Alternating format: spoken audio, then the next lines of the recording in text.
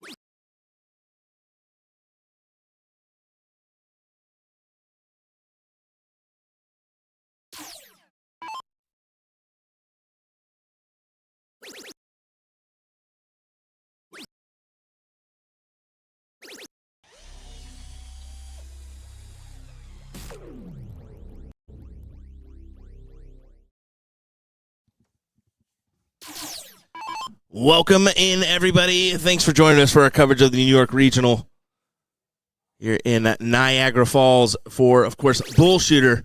It's been a pleasure to be here so far for this weekend's coverage. Happy to be back in the flow of things on a beautiful Sunday morning. As you can see, we got Space Force starts and flights out here in our main bracket, or level 1 bracket, I should say. Thank you. Appreciate it. All righty. This is going to be round number 2. A 0-0 score line. So Jayberg going to get a look at this 51 here. Yeah, double 17 collects here for 1-0 as they will take the advantage against throw here in our first leg. Now, tricky half of the bracket here for these guys. We'll say that. We have Wheat Bull out up on the top of our bracket. They had to come through Can-Am in the first round, and that was a difficult battle. Gino Florian and Jason Barlow. Of course, we Bull out the team of Mike Porterfield and Doug Boehm, our winners yesterday, who did it in pretty stylish fashion here. Let's be real. We're pretty content with the flow of things yesterday, but they are 2-0 ahead on Frickett. That's a good one. On board number 3. The winner of this one will take on, most likely, we Bull out in the next round. Some pretty good names into the flow of things. Looks like the Poorhouse and Anyone Can Hit 2 is going to be on board 6 here in just a little bit. Of course, our brackets can be found on the BullShooter app. That's the best way to do it. Head on over to the Apple Store or your Android, whatever the heck they got. Just lame store, I guess. Go on over there and download the BullShooter app just to stay in the mix of things. We are excited for that new app to be out and available to the public. Eventually. As Nick screams out, eventually in the background. Who knows when that'll actually happen? When it actually gets pushed and launched. I have seen the app on Nick's phone. It's pretty cool. Pretty cool. So if you want to see it, go to Nick. There you go. You're welcome, Nick. Gonna have a lot of people coming after you. Well, this Flights Out team have the upper hand early in this one. Granted, not the best of turns. Only 28 there for Jay Bird, but getting in that first round was pretty massive. Rather than the second turn for Mo 759.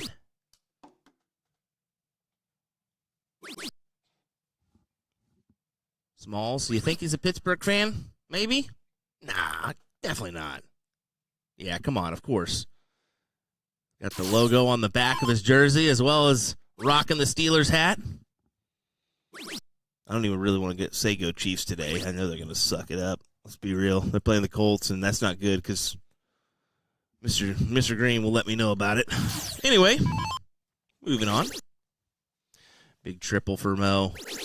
That's a builder dart, if I've seen one. Yeah, he produces 2. Great low ton. 1, 2, 3. Just to keep the pressure on here for Jay Bird. Very tall gentleman. Had to move our cameras and adjust them just for him. Reminds me of the new Nick Teixeira from our opener. 7'7".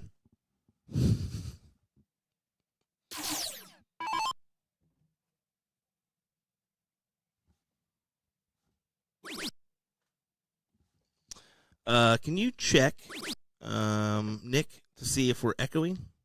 Could be coming in twice, I think.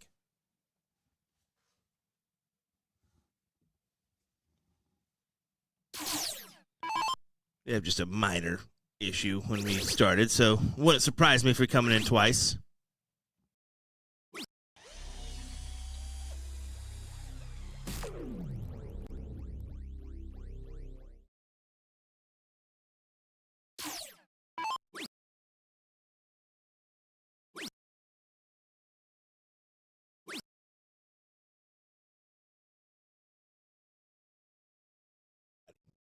All right, let's give that a go now.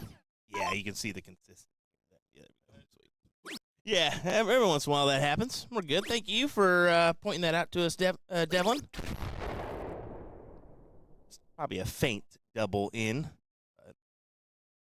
Nick was on top of it pretty quick, so every once in a while we look to you viewers to help us out. We appreciate that one. Anyway, speaking of you viewers, if you haven't liked, followed, subscribed, do so. Some fun stuff coming your way.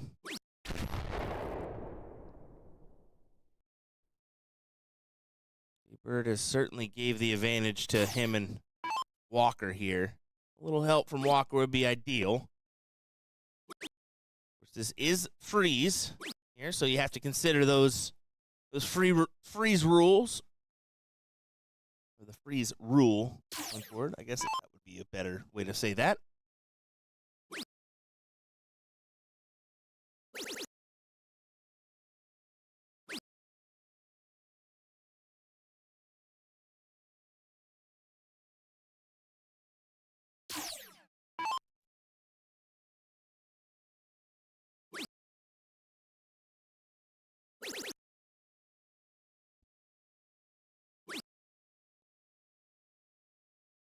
Yeah, that's not the ideal go, is it there, Jay Bird? I mean, it leaves you a check out 144. That is big, especially when your opponents are still in the 200 and 300s.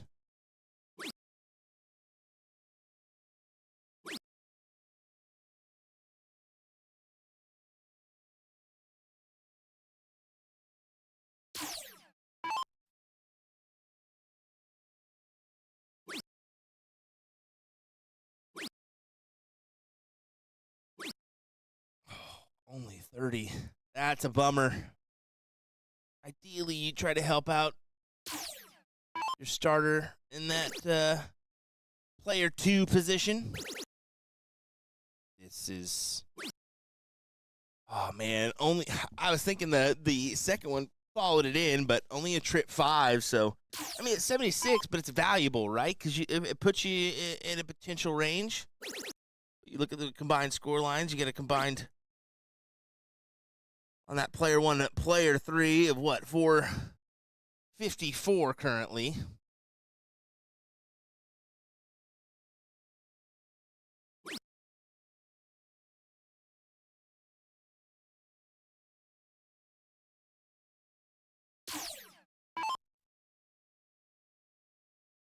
Very could potentially get the first look. Oh my.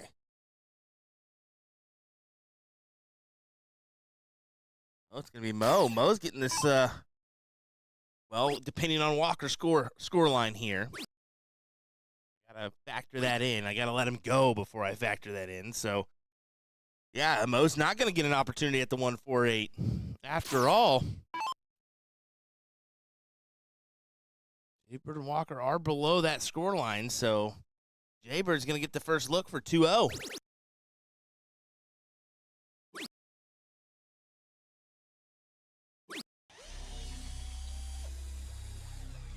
$17 for tops, I would imagine. This double in, double out format. At 51, he's got to go really down there, especially with this height, and it doesn't matter. He gathers it. His 2 checkouts, double 17 and double 3. Standing a whopping 6'5". That is not easy.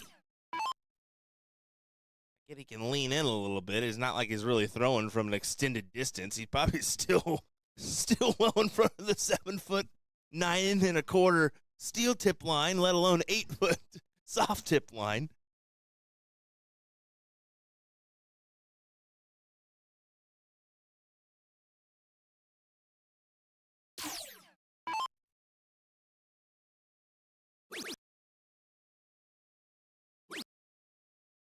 Be a gentleman to kind of keep your eye on, though. Admittedly, I don't know much about him. Clearly has some talent here.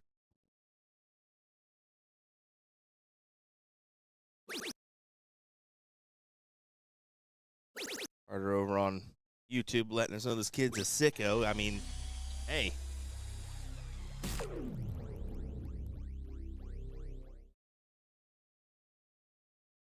Good, he's good.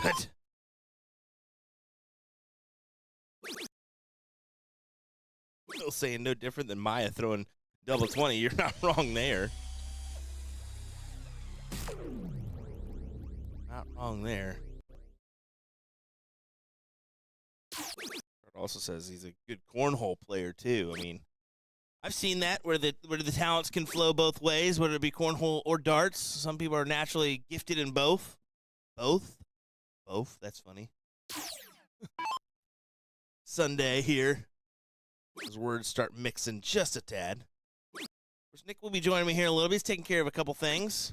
His mainly discussion is retirement announcement. Let's be real, because he's not really retired, but a lot of people think he is.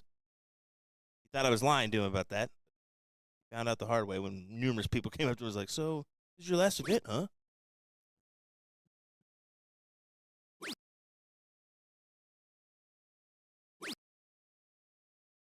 I wish it was just less of it. It's sadly not. I got to deal with him for a while.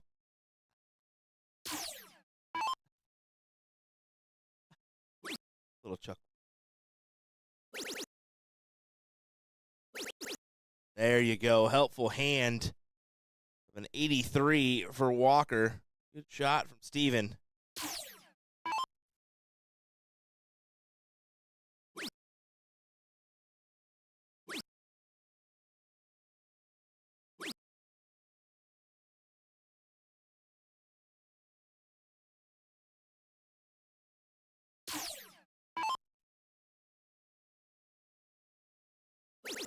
Jaking back in the flow of things after a bummer last round. Yeah, he sticks right with it. I mean, matches the 83 of Walker and just kind of keeps with the flow of things. This is anyone's leg here, though. Don't get me wrong. 363 and 349. Of course, it's going to go down from here for Smalls.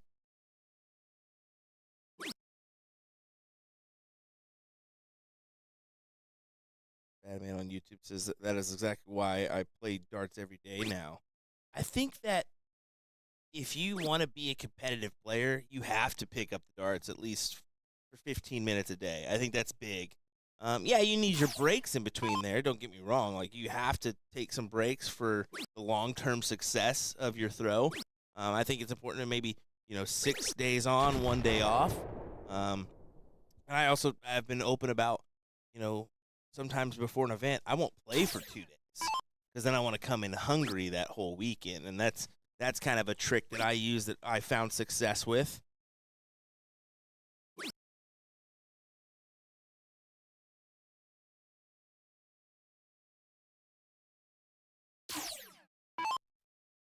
Mike Scarborough on YouTube.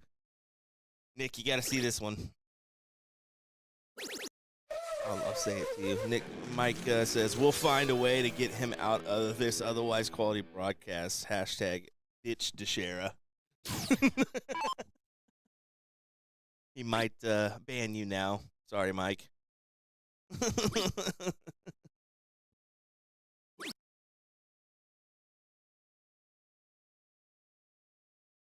I was saying this is still anyone's game. A little bit favoring Lights Out once again here, as Walker just looking to set up a checkout, and yeah, he does that at 140. And I mean, Jaybird's going to get to look at 133 first, but you're sitting pretty here on that player 2 and player 4 score line.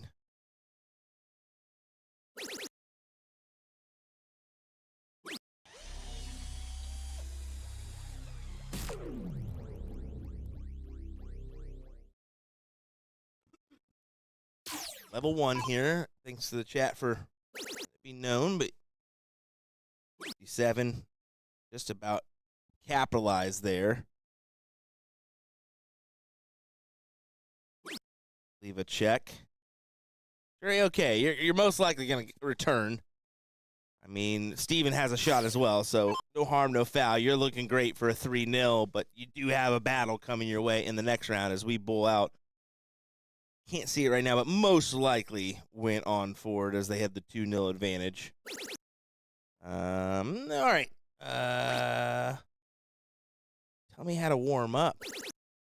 Tell me what warm up. Oh, sorry. Now tell me how much warm up you do before a tournament. Okay, bleh. Finally getting that out. I think the key is doubles. You've got to do those checkout routines.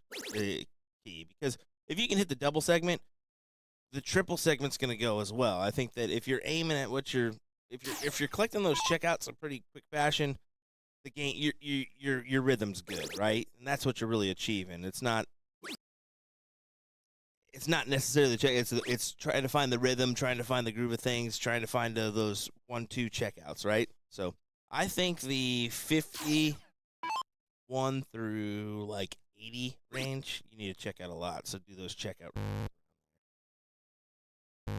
40 to try to get it done, doesn't muster it in. So yeah, I mean, play like the advance. If you hit and if you miss, you go down. Play that one from 51 to 60, and then the next day maybe go the 61 through 70, and so on and so forth.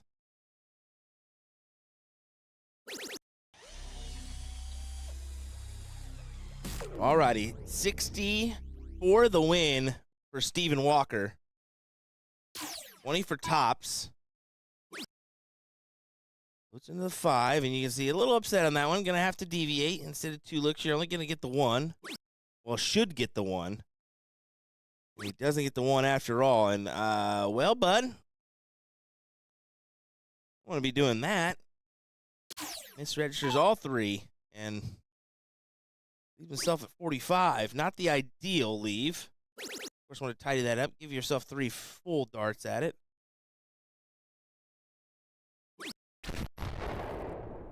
Here we go. Jaybird for the win.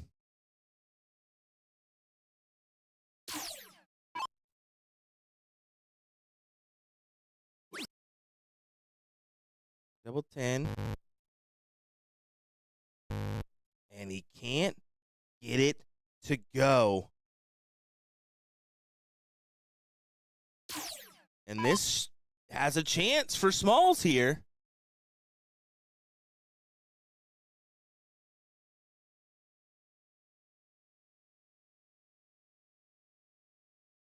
Tempted by the 48, but should go 20s. Trip 18 for 24.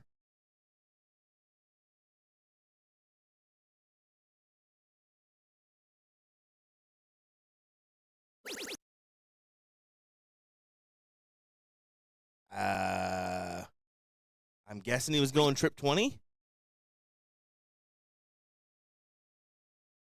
Well off of the trip 20, but I mean, would have left double 8. Or sorry, double 9. Won't matter anyways. 3-0 scoreline for Flights Out to take the win there. Once again, tough battle ahead, though, as they got Bull out in the next round.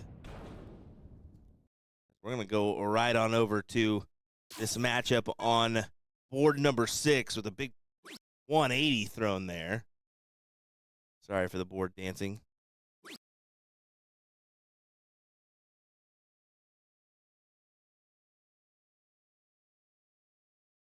Seeing the team of the Poorhouse, and anyone can hit 2 here.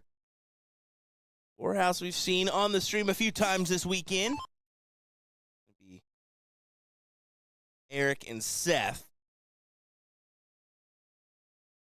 Or some good runs. They also had a, what was it?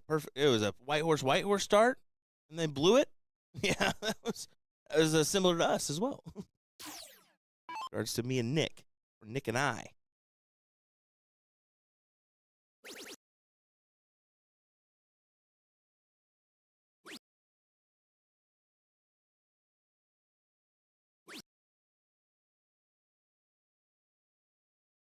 Seth well out in front here. Just looking to keep the pressure on. 3 fat 20s is A-okay here.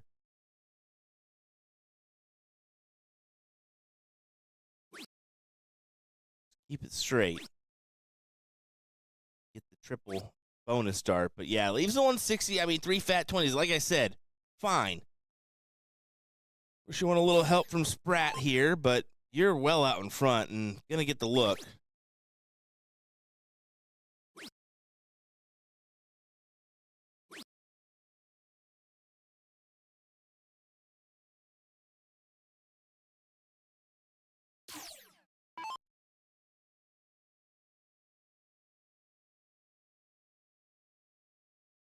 Now's the time to lend a helpful hand here, Eric.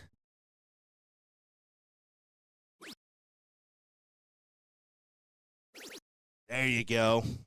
At least gather 1.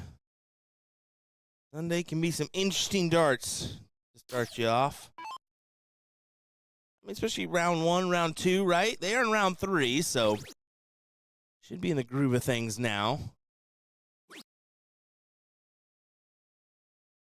I don't know, anything. Like I said, anything can happen on Sunday.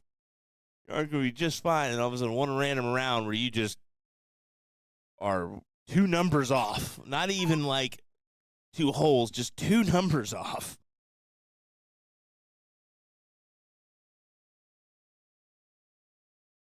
Seth, good opportunity to go ahead and make this 2-0. Can't really deviate now, and yeah, you can see the bed was pretty tough to work in another, especially around that triple segment. Floats into the 1. So gonna have to start on the 19s when he returns. I think this is pretty cool because you can just see the release from the hand with our camera angle here with how tall this gentleman is.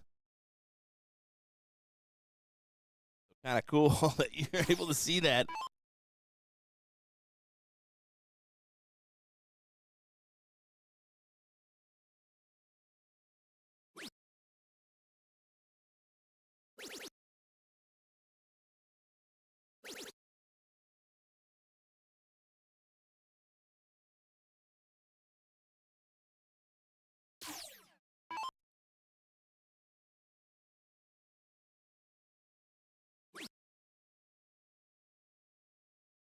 Shakes off that one.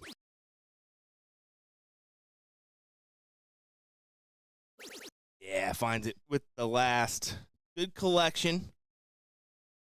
You're still giving the advantage to player 2 and 4 here.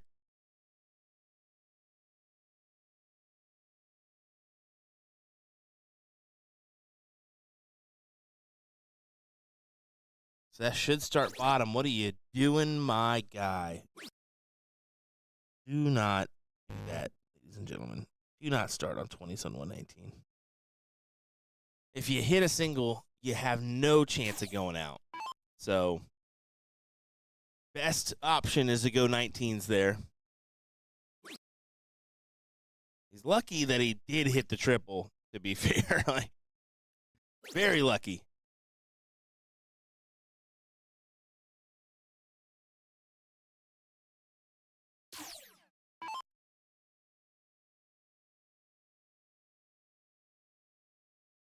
Any disaster, this will most likely go 2-0 in favor of the poorhouse.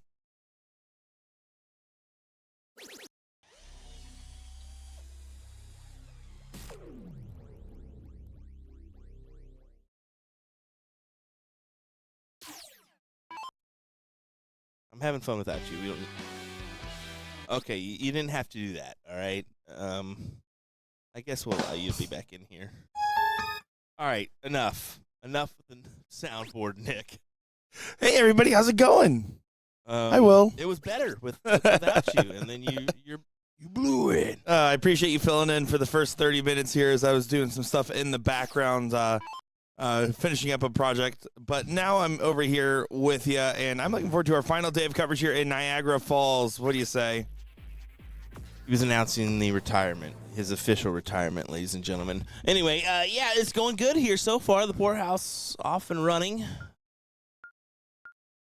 Yeah, we've seen the boys here of DFD, Drama-Free Darts, do quite well at Niagara Falls in years past and this year as well, although rebranded to the poorhouse. Maybe new sponsorships from their future. Love to see every bit of it.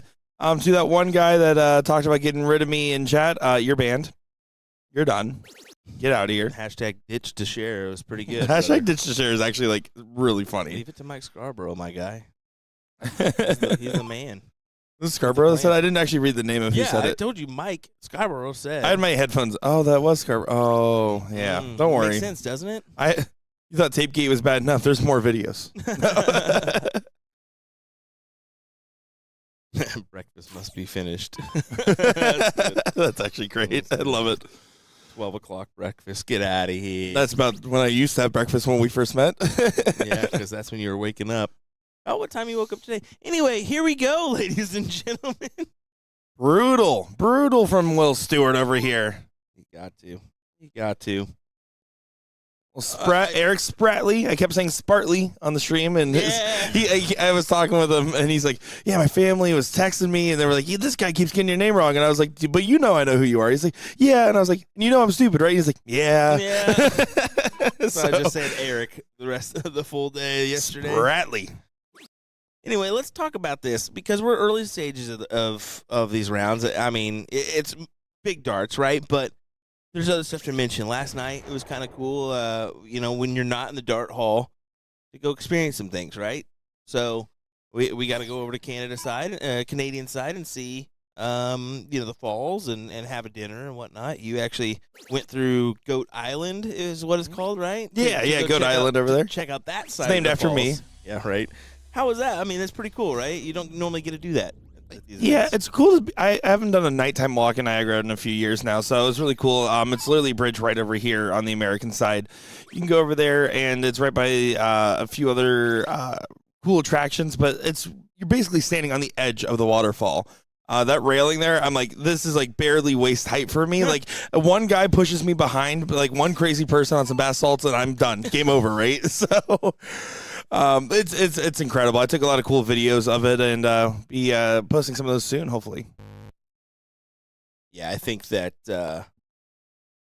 See, you're retiring now, Will. I'm not anywhere. Gonna miss Will streaming at tournaments, but Niagara Falls is a good scenic send-off, although La Crosse has a great scenery to see on a walk. Bye, Will. Yeah, this is my first time here in Niagara, so yeah, it's a very cool experience. So I believe we will return at some point. Oh, he edited the comment. Too late, Jeremy. We caught it. You know what we need to do? Put that inner back. That's a good point. That's you know what? That's a will. We'll do it in 2 matches. You don't need to do it right this second. All right. Well, Seth Smith gives himself a 281. Shooter. He should just help out Larry here. But, I mean, the ultimate scoreline here, Eric not being able to get in yet.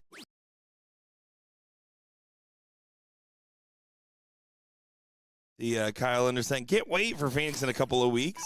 Yeah, I'm excited to be back out there. My second time in Phoenix, Arizona. Tried my best to make it out to the Carter's wedding. Unfortunately, could not make it in between these travel weeks here, but congratulations to them. I'm sure they'll be bringing a lot of fun to the BullShooter tournament out there at the BullShooters Lounge that we've streamed at time and time again, Will. Yeah. I'm looking forward to that one. You actually get to see it in person after all these years. Yeah, I get to see it in person for a change, and we just love a little Phoenix action in December. So you've seen the videos like in the CSC of like how big the room is? Yeah. They bought the building next door, and that's where we're actually going to be streaming. So it's even like twice the size now, Oh, apparently. nice. That's I haven't awesome. even seen it yet. That's cool. Love it. Expansion is great, and I mean that's been the signs of the CSC and the bars that are associated with it for most of the time. Yeah, exactly right.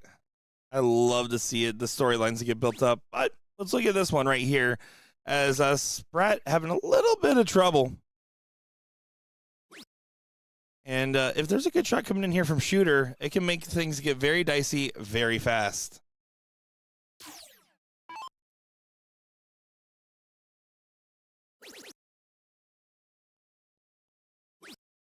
Another good triple just to put pressure on freezing. Won't happen. So Spratt has an opportunity to hit a big turn here and make up for lost ground. You almost need to have that big turn. 180 needed.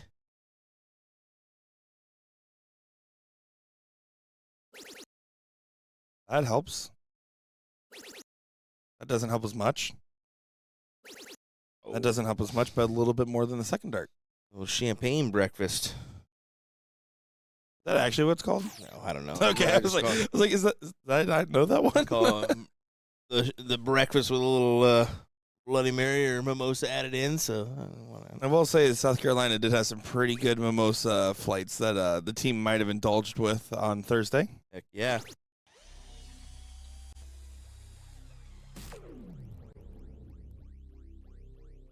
Setting up the 1-2-6, nice leave.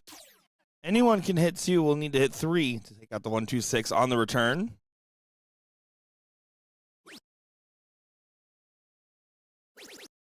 Big last dart from Seth. Good board management to get to 1-6-7 after the first 2 darts.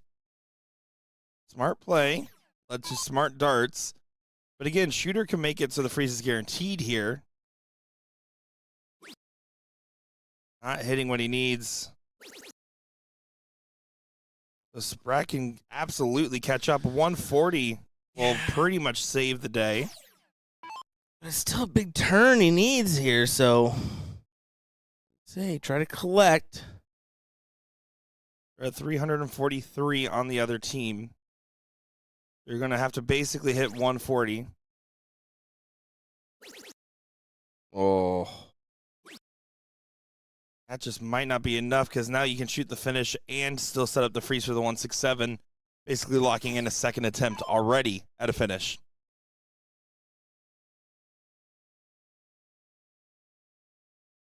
That's another one of those rounds where he should not be going upstairs. Like, that's twice now in this match we've seen errors on the math side of things. Yeah, you got to be a little bit more efficient. Does still get all the way down, still freezes the 167, so job done, but not job done well, per se. And that's got to be your mindset. You're either, and that could have been it. He could have came up here just saying, I want to guarantee I'm going to come back with a shot. Let's freeze him. So it's okay to necessarily go upstairs if you have that mindset, but you always want to have a shot at it, right? So give yourself an opportunity to go downstairs and see what happens. Now this is where it can get very interesting because the shooter's really struggling. Spratt can unfreeze. Can't stop the 16 from getting shot at. But again, if he hits a 140 and the 16 doesn't go, 70 gets a chance. You have to hit a 140 here. Eric, you have a chance once again. This time you're going to still need a favor after. It'll be a big collect. Won't happen. No, it will not. This is going to be 2-1. Let's see it. Larry, second dart.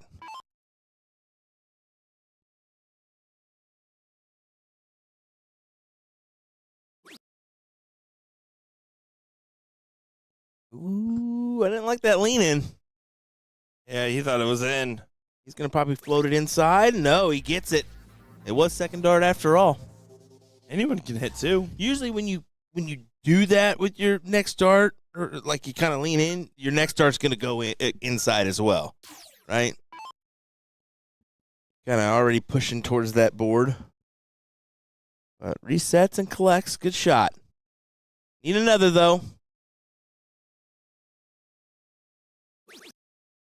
And Seth starts off with a bang. Yeah, you're going to take that all day, every day. Shanghai Open. Again, your goal is find a double on the outer ring, hit at least two good singles or one good triple. That is all you need. 70 to 100 is enough. Anything you hit, that's a lot of bonus. A 2-0 lead in this format is detrimental. Detrimental.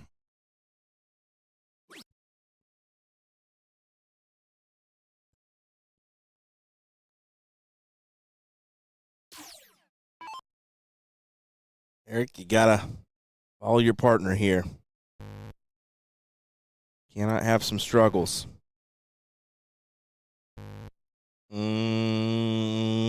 Yeah, buddy, that hurts. Yeah, well, especially because Shooter here can go ahead and really lay in the hammer. Now, good news for the poorhouse is that Seth started off well. Yes, exactly. Seth has that leading position, which most of the time leads to the first look. And now they got away with it. Yeah, they got away with one here. Shooter doesn't get in. Shooter! Gavin? Yes, that's exactly what you got to do. That's a tin cup. I hate you so much, Nick. You bashed two great movies in that one. Like, Tin Cup, solid golf movie. That's the one where like he's like on that one hole and like shoots like 20 Brother, different 20 different like shots. Okay, yes. Over the water. It is. You know what? I'm proud of you. I saw that on TikTok. Proud of you, brother. That clip. I was like, oh, that looks interesting. Proud of you. It's a solid movie. What do you say? You're gonna hit this 7-iron farther than you can hit that. Yeah, there's some good movies out there. Those are definitely two qualities. Back to this match. I just want golf content out of you. I want like one day at the driving range with you. Seriously, I'll give it to you. Okay, let's do it. Let's go. I don't want to do it. Like, I'm going to lose. I'm not like trying to call you out. I just want to like film you playing. Seriously, we'll start. I'll regrip my clubs because I need to regrip them anyways. Let's do it. To even start. Let's start with some regripping. Let's go. I'll do it, man. And that's much more like it there from Sprat. Gold jacket, green jacket, who gives a Much more like it from Sprat. Makes up for lost ground immediately.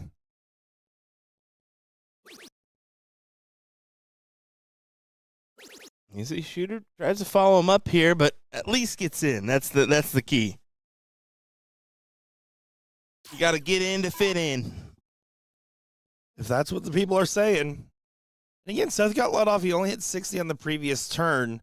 Slowed down, but Larry's just not in the running to try to contest. Good course correction coming in for Seth Smith. All righty. Alex over on YouTube said, why should he have gone downstairs last game? So he had 126 remaining. So if you do the math, if you start on 19s and you hit a single, it leaves you 107. You still have a checkout option of 57.50 there. If you start on 20 with 126, you have 106 remaining on a single. So you have no option to go out after that first start. Correct. Single. So that is why this is the same for 119 with Seth. He started on the 20s. He got lucky, hit a triple. If he hit a single, you leave yourself 99. You can't go out in 2 darts. So it's all about what you potentially could miss and still leave an option to go out on. That's why math is so big. I mean, you look at your professional players that are going to consider counting wise in even the 350 and above range. So right from the start, they're doing their math, right? Because they know if I hit a fat 60, I got to hit this then to leave a checkout, or that could potentially leave me with a checkout option. So.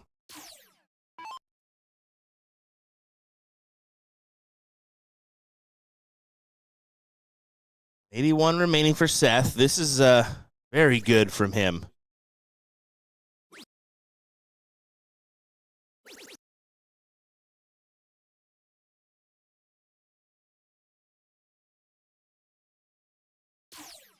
He's himself at 84.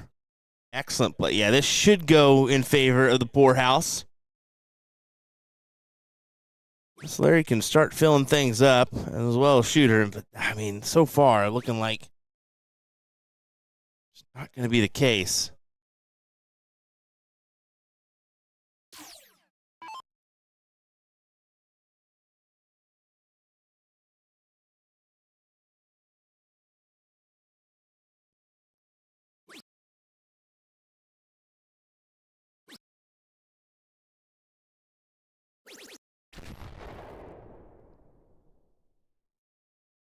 $109, great leave for, yeah, this should be, the guy with the hammer and the chisel are already going at that piece of stone to put them in the next round. Yeah, we know.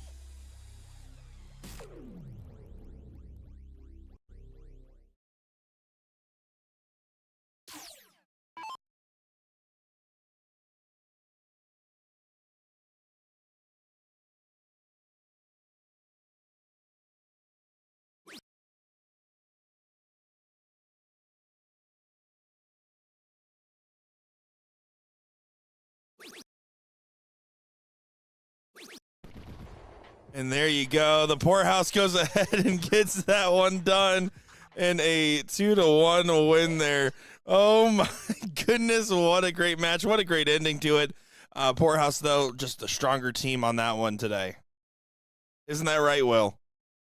Yeah, Nick. Yeah. Well, here's the tea of what's going on, folks. We got our top 4 matches coming up here in our winners bracket. They are just waiting on a 2-2 and a other match to get going real quick. We're going to have a brief intermission here. We're going to send BullShooter out to actually go get some work done for once. We'll be back in just a moment's time for more coverage of the Niagara Falls Regional. My name is Nick Shera, joined by BullShooter. We'll be right back.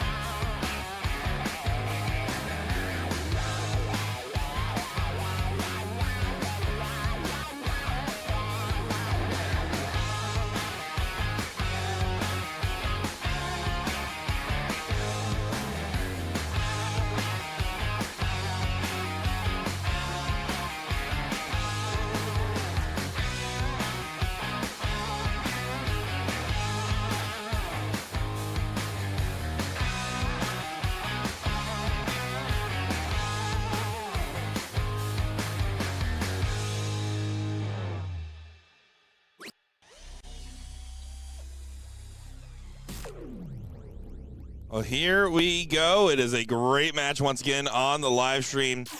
It is a top 4 on the winner's side, and it is going to be We Trippin' versus Average Bros in this one. My name's Nick Sherry, joined by Will Stewart. Looking forward to seeing how this one will play out, and it should be some great darts all together. We've seen Mr. Logan Jensen and Chili together quite a few times now on our stream. Average Bros have been doing above average as far as making stream appearances. We Trippin' here, Steven Rusty.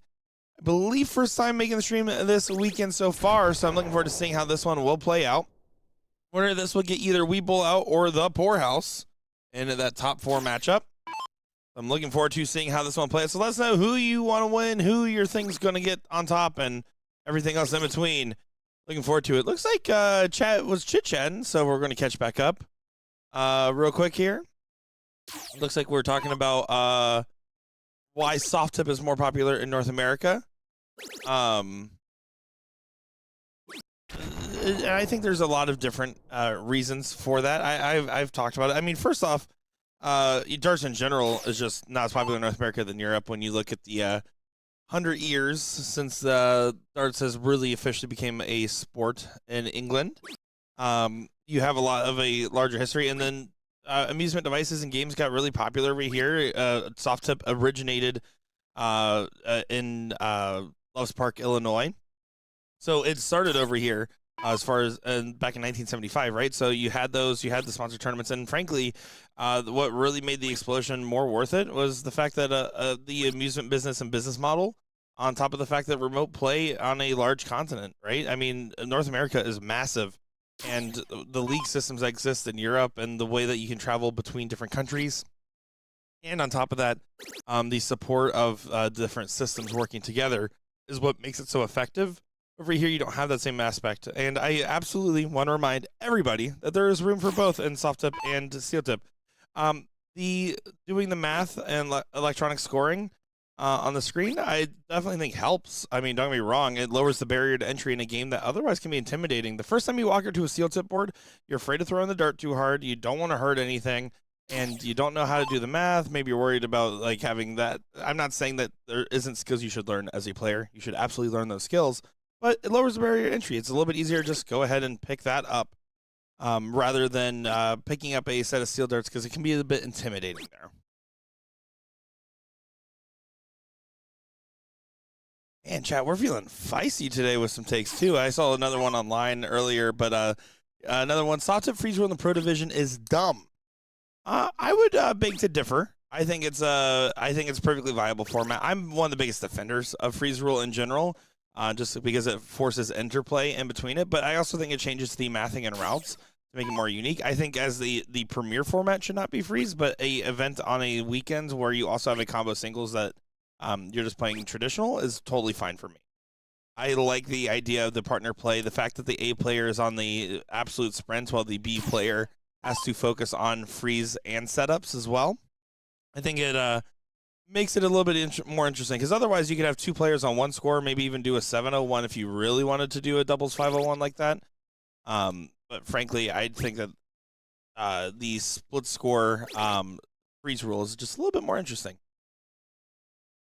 You get a lot of forced errors that way, and it's just like when you have the Grand Prix going on and you get double for the first time in the PDC Tour in the whole calendar, and all of a sudden you see some shenanigans go on over there. Players forgetting to start on their double in. PDC is always an all-time clip. 165, though, is not going to be leave here for Steve, so 143 for Logan will be the first look. Chili just needs to do a good job steady scoring to make sure the pressure's on Rusty. You try to freeze whatever Steve does end up setting. Might be an opening. It will be an opening. At the very least, if Rusty scores 100 here, 165 can't be frozen. Doesn't matter because 165 isn't a finish, but it also keeps him in range to make sure that future attempts would also be safe to go. Not going to happen.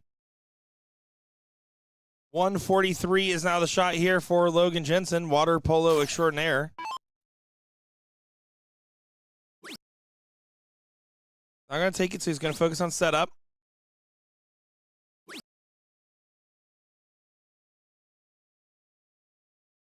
There's no handicap in any of these formats, by the way, folks. Just a reminder. So saying pro should not have a handicap? Good. We don't have any. Hope you're happy.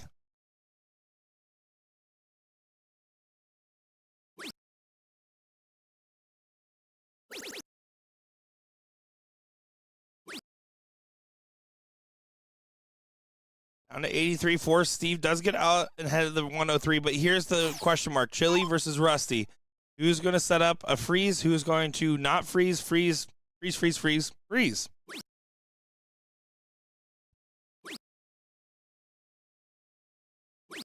And there, doesn't even get to a finish. Only 22 points on the score, so once again, Rusty has an opportunity. At least 100 means 83 has a chance.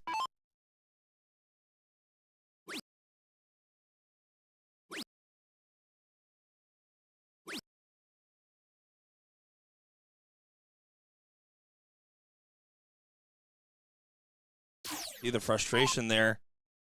Now, Logan doesn't even have to take it out to make sure the 83 does not go.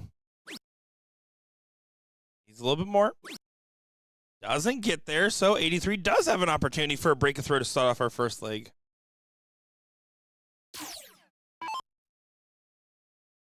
Should be trip 17.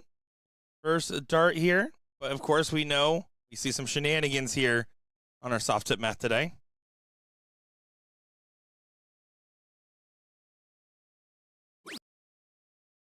Was going 57, so now it's 64. Should go for the 14 and doesn't. Goes for the single 20. Not giving an opportunity at the bull, which is a mistake because right now there's a good chance that Rusty does freeze you just with how this is playing out so far. And I think you foregoed your only opportunity at a double in this leg, unfortunately, Steve.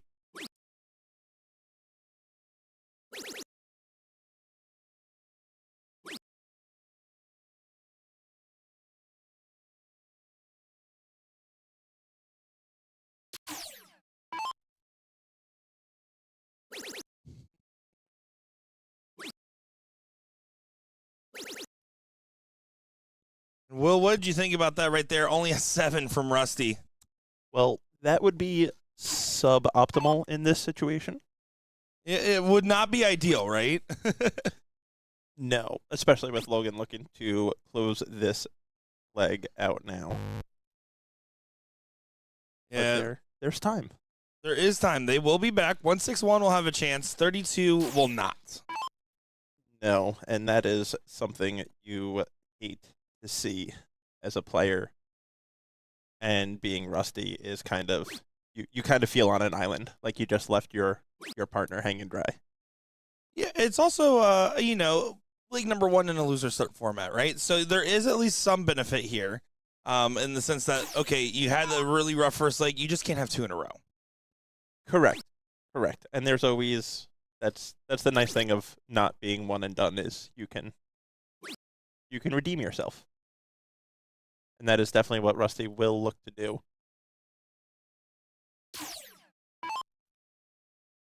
Yeah, Rusty just needs to focus on getting a confidence-building turn here. Real low. He has to leave himself a finish. Last start should have been at the 18. Just in case 20 and 83 don't go, he could potentially take out a 170. Yeah, because, I mean, at this point, if Steve and Rusty are going to win this leg, it's going to be by Rusty hitting the double. Exactly right, but Average Bros get leg number 1 on the board here. And, of course, you're not Will Stewart. You're David Garfinkel. How you doing, my friend? I am doing very well. Happy to be here. It's been a fun experience. The BullShooters aren't things that I for me traveling to a bunch, but so far, but now you're addicted. Anyways, going on to the second leg here of our matchup. It's always something that if I have the downtime and it fits into my schedule, I actually do thoroughly enjoy coming here, and it's kind of nice being in this type of environment where I can kind of just walk around and be myself and kind of almost go incognito a little bit, which is definitely fun. Yeah, absolutely. It's fun to be able to travel a lot. I know there's very few people that travel as much as I do, and I was sitting next to Will earlier, and now I'm sitting next to you, and I'm like, yep, all right, you guys can relate. Although you do more international, which is a lot tougher, isn't it?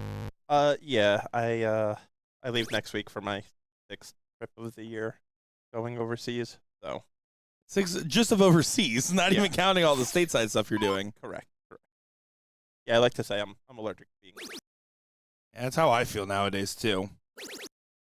Right now, some allergies to the doubles on the top side, but not the problem on the bottom side. Chili finds a perfect open with the 160.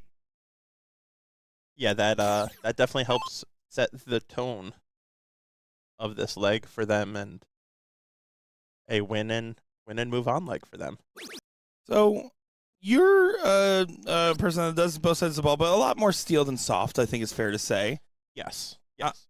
Now, there's a discussion actually going on. I know you heard part of my answer about why soft tip's more popular. Do you have any takes on that one? Why soft tip is more popular than steel? In the States. It's in a lot of areas it's more accessible than steel. I can say as bar owners, it's more economical for them to have soft tip boards than steel tip boards because they make money off of soft tip boards. All steel tip boards do is take up space and take up table space in their establishment. And then I think a lot of it is just the divisions. And most steel tip tournaments, it's everyone plays everybody, so you're playing the top dogs versus in soft tip, the lower level guys have a chance because they're playing pretty much with People of their own skill level. Correct. Correct. And that's, it's that ultimate argument for better or for worse. It's from a business aspect, it's great for soft tip. To get these people out there and get them coming, but it's about trying to motivate people to get better and move up those levels and want to move up those levels rather than be content winning In a level, Division 4 or whatever, Division 3 yeah. instead of getting better. Yeah, exactly right. It's all about trying to climb up that ladder a little bit here. And that's why you have incentivized payouts on the top ends. That's why you have things like the Invitational Shootout that only go to the top ends. You get stuff like that to give carrots on a stick to climb up that ladder. But yeah, especially on the business aspect, pub culture works because darts has been there for 100 years. So back in 1925 with the National Darts Association, not the same as the NDA here, by the way. That was a different association pre-World War II. Yes. But it's ingrained in culture, and so therefore they can find ways to make it a draw. But here, it's not the same, right? You have to. The culture still has to be built. Correct. And there's just a lot more to compete against over here in stateside. I mean, overseas, they deal with football, or as we call it, soccer, F1 racing, and darts. And those are their mainstream sports. We have football, basketball, baseball, hockey. We can get rid of baseball now, right? The Dodgers Absolutely not. kind of got the claim on it. Absolutely not. You don't take baseball away from me. Okay, my bad. I'm sorry. You sure we can't take away baseball? I'm positive. Hockey, we can give to Canada. You're not taking hockey away either. Those are my two favorite sports. We're about to fight here, Mr. Nicholas. My favorite Jesus. sport, Mr. Nicholas, isn't even my father's name. I don't care. Oh, man. Well, Rusty, unfortunately, still having the leg one struggles as we get back into this here. And while Logan absolutely is struggling as well, it becomes a very interesting battle. 197 can get brought way down here.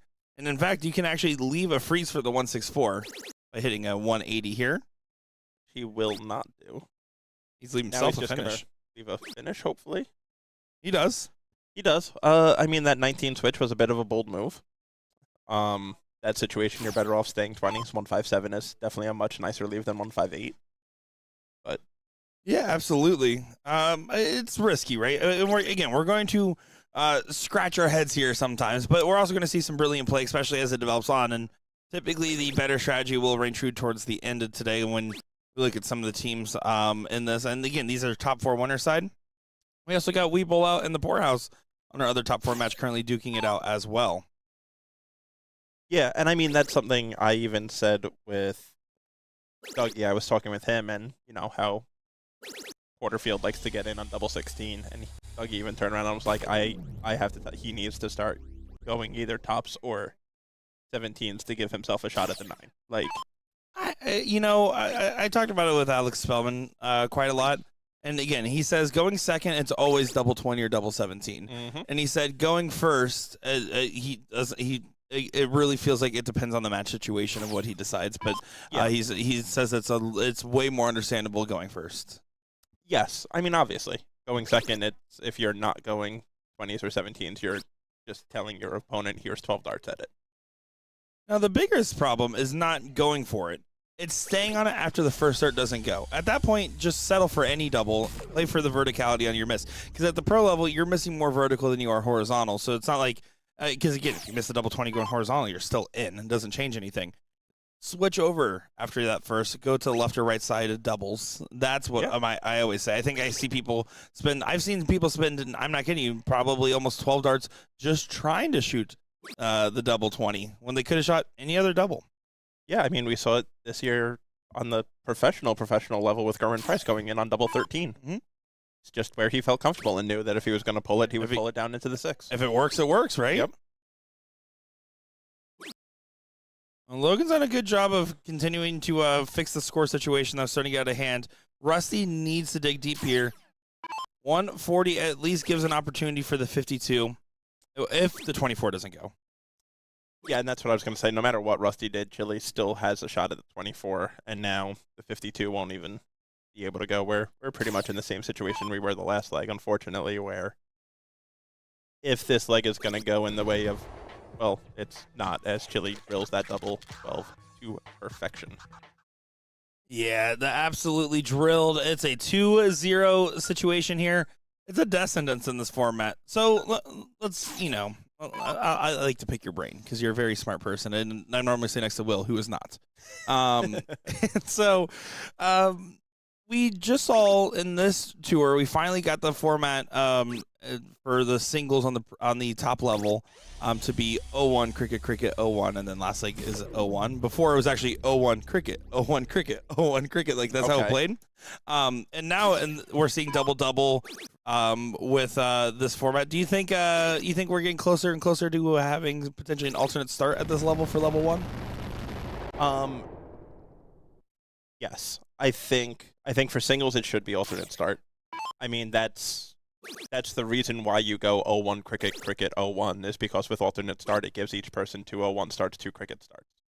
I will say last leg decider I would look into either making it choice or just cricket.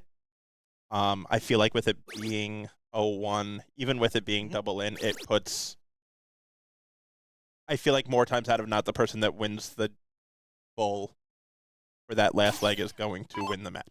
Because 0-1 is very, very heavy start favorite versus cricket, where you can battle back and you have that back and forth. So I think it will create a little bit more parity in those matches with that last leg decider. Right. And a little bit less emphasis on the bull. The bull is still important, but not as important as it almost is with defining. It being 0-1. Correct. I think doubles, it's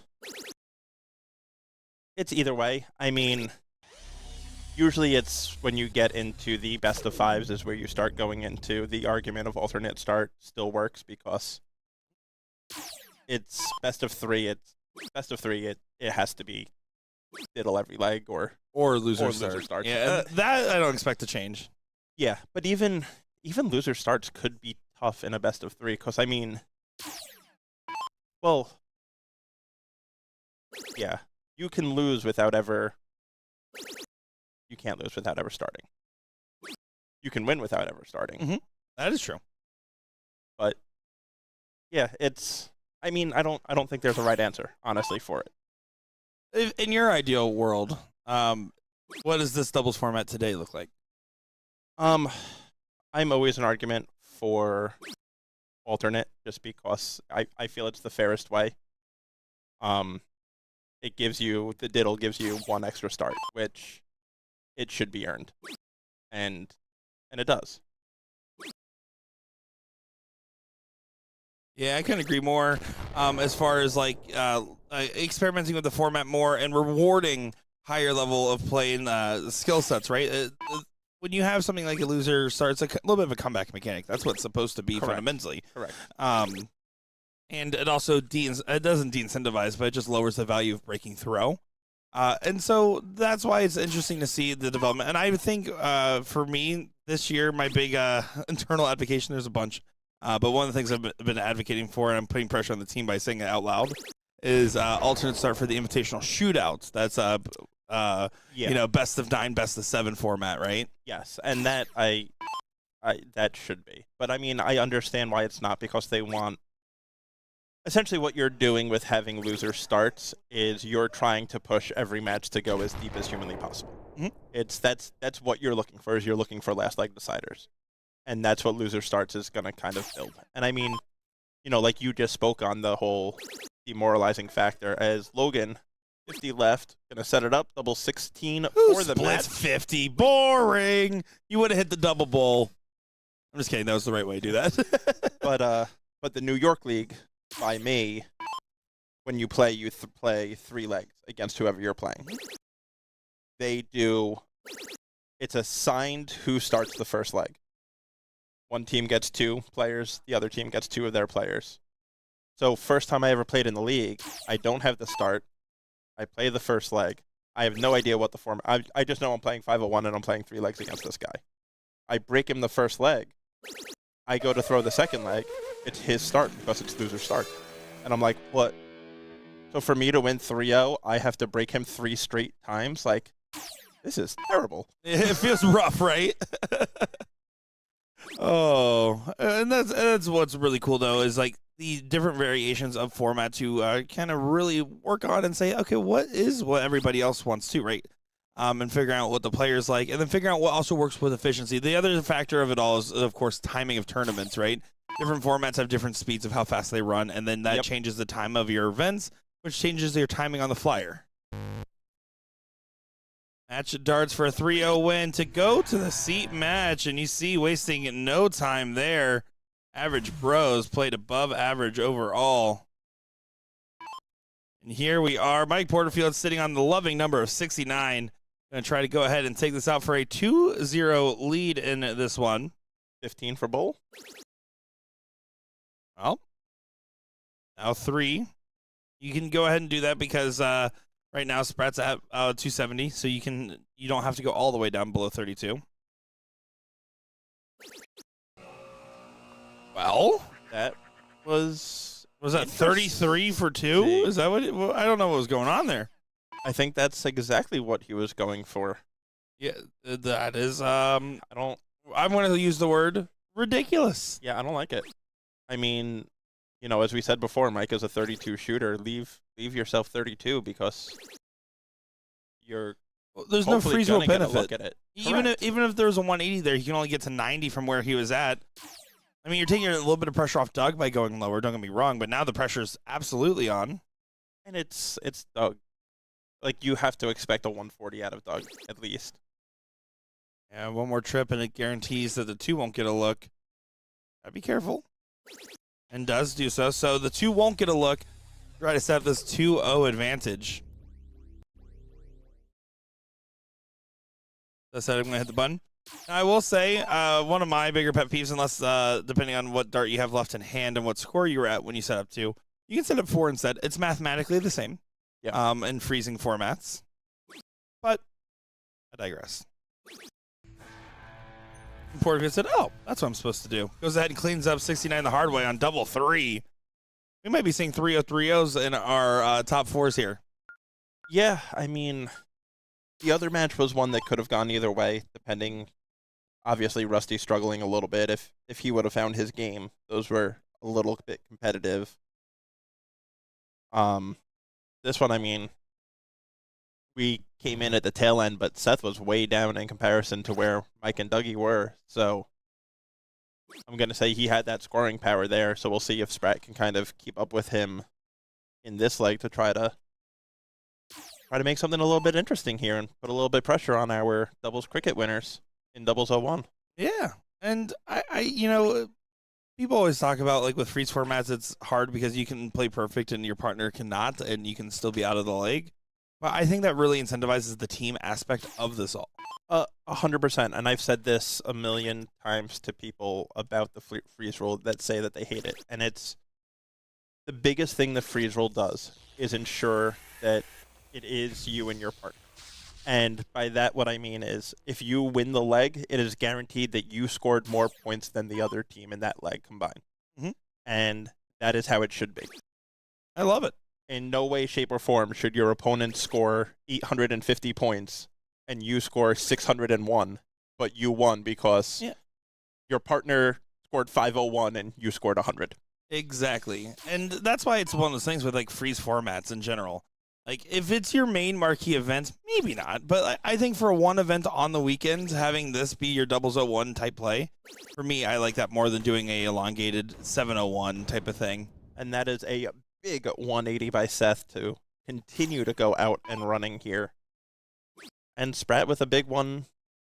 What was that, a 152 in? Yeah, 152 in. So these guys are playing some hardball, and though he kind of threw up his arms there like when Sprat did that. We're going to see how this plays out. Again, I don't think Seth or Eric here, knowing them fairly well from the stream, are going to have the name factor intimidation value, but they know what they're going up against statistically, right? Absolutely. And I'm actually familiar with Seth just from the couple times that I've gone to Batavia because he's local to this area, and seeing him playing, I mean, he's always one of the top shots in that room, and that's the room that Dougie is in, and it has Mark McFadden and Ed Levesque and Gino Florian and Barlow and a lot of the big names that we have here, minus your Porterfield. Well, it is important to note that Mike Porterfield actually is afraid of Seth Smith because Porterfield didn't make his first round trips match last night, and Seth Smith went around saying it's because he was afraid of me, and so there's a whole rumor going on out there. And then who's the ones that knocked him out was Seth Smith again. Oh, is that true? I didn't know the second part of that story. Yeah, they knocked him out in the trips. So what you're saying is Weeble really doesn't want to lose this one to them. Yeah, what I'm saying is they're currently 0-2 against Seth Smith. Much like Ram Guevara is 2-0 against Alex Spellman in the CSC Challenger Series. Exactly. But yeah, and I mean, going back to it's the only way you can alleviate the freeze rule is if you went to combined score instead of stacked scoring. And that's from a value aspect to the customer. It takes away value to the customer because now they're throwing less darts in every single doubles match. Absolutely. This is a outside looking in leg for Weeble outs.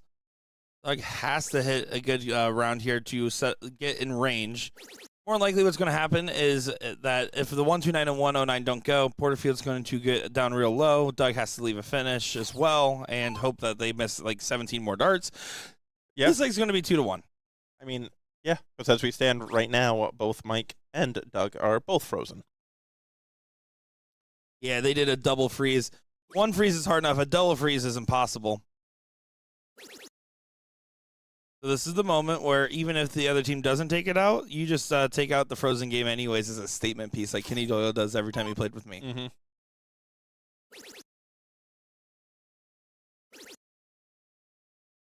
Looking to fill it. And he does. That is pretty much all Mike could have done in that situation. And now he has to hope Dougie Fresh kind of just follows in those footprints. And then they each get misses and more misses. But Sprat going to look to take it right here. Leaves himself tops for the 109. And welcome to the party. Now, unfortunately, they have to do a lot of extra catching up at this party to make up the difference because, again, they're going against the darts. But the double-double slows down everybody just a smidge. Yes. So that does help the case a little bit. It's all about getting a good in. If Sprat hits another 152 in, if Seth hits a good 160 in, it depends on what Porterfield. If Porterfield goes up here and absolutely bangs out a good in, you have to go for a 9, right? But this isn't the case. And now all of a sudden I'm, again, a big fan of not having to shoot the double 20 if that's not your go-to double. Yeah, go how you're comfortable because well, but here's the thing is he can still turn around and throw a 12. Even with that loose in. He goes 180, 180, 125 checkout. And without you giving yourself a chance at the 9, you lost. Again, I you're not understand wrong. that sounds it's like just percentage shots, right? It's about like when to tee up versus not on your opponent on a high finish, right? Yes. It's one of those like you're right. I can go either way on it. It really depends on how I'm feeling in that matchup. I think as a player. Yeah.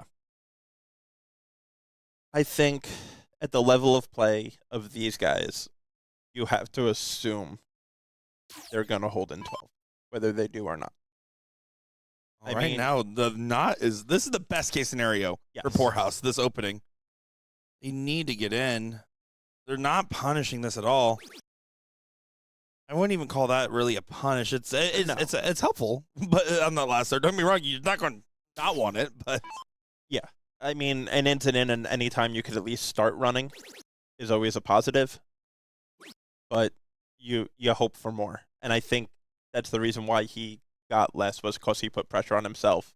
Seeing Dougie not get in was, this is my chance, big in, big moment, big darts.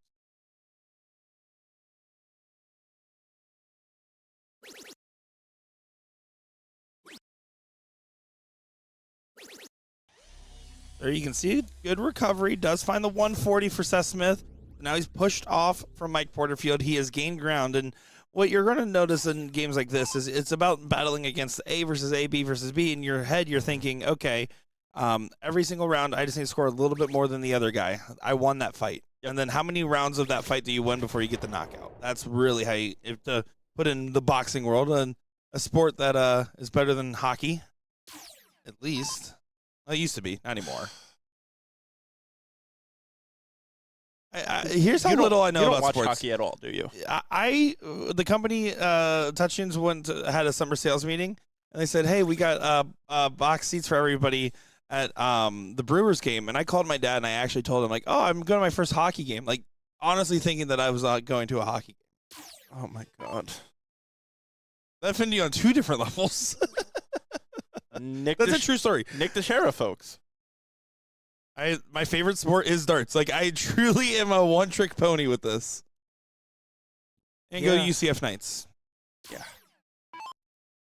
The most likable of the Florida football collegiate team. Gotcha. Fair. I mean, better than me, Gators fan. Go Gators, chomp, chomp. We do the chomp, guys. Oh, my goodness. Well, there's the foot off of the pedal for Seth, who really could have kept putting the pressure on Porterfield. Doug can put the pressure on Spratt, right? Because right now, neck and neck effectively, but one good round makes you have to answer it. And I mean, in 2 darts, Dougie scored more than Spratt did in 4. But again, all will be forgiven because of the fact that Seth is beating out Porterfield, as long as Spratt can keep up. Again, a 140 here is massive. Yeah, I wonder, Spratt needs to stay aggressive and not get defensive, and have that mindset of instead of I'm going to try to not freeze my opponent, I'm going to take this out.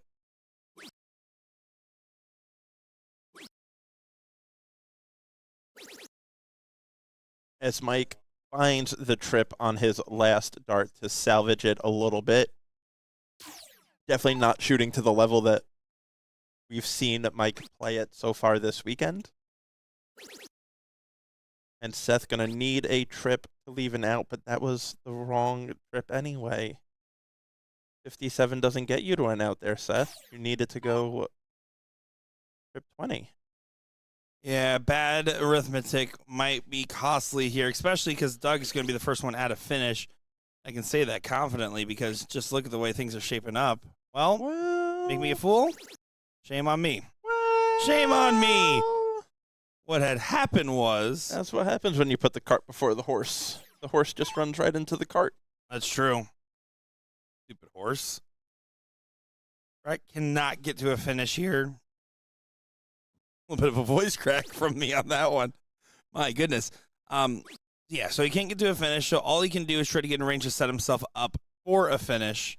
That's going to be a tough one. Yeah, Porterfield here. Can he snap back into reality in this leg? He has not gotten punished so far.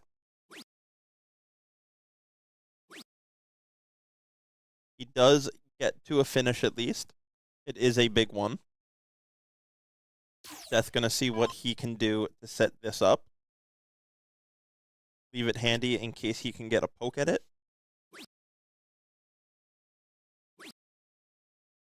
Not really handy. 142, it's a slight improvement over 161, and that's a stretch of the slight improvement.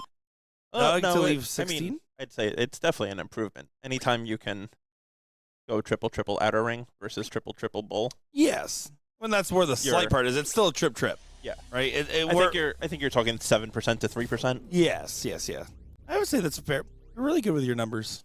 That's steel tip percentages, so here probably bump it up 14 to 6. Yeah. Something like that. Interesting.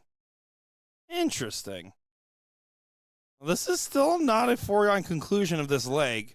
It will be if Sprat doesn't collect here, because then the freeze will be on for 142. That's almost in the 12. Yeah, I'm going to say Seth is going to be frozen. Yeah, unfortunately. Yeah. I mean, if Porterfield scores, 15 points? Yeah, it's all set to freeze, because you can't really bust. So unless he really messes up this turn, yeah, there's no way to shoot the 161 and bust effectively.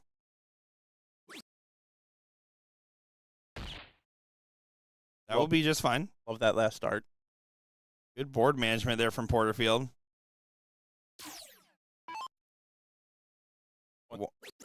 96, way better leave than 101. If I'm Seth, just stay there. Well, he's not going to be the one that's going to be able to take out the game, right? So Correct. that's why you're saying that. You're saying just bring down your points as much as possible. I definitely want to be switching out of my way to go to leave 10 either way, but he at least brought a score on down. Sprat has to set himself up and take out the game more than likely. If the poorhouse wants to continue on to a last leg decider, I should say. Yeah, and it was just, his second dart tripped that 20. He's right there. Kind of just stay with it, throw that same dart. The difference between you leaving yourself 7 or 10 is so minimal at this point, because you're going to have another turn to turn the 7 into 3 or 4 if you really want to, 4 if you really wanted to.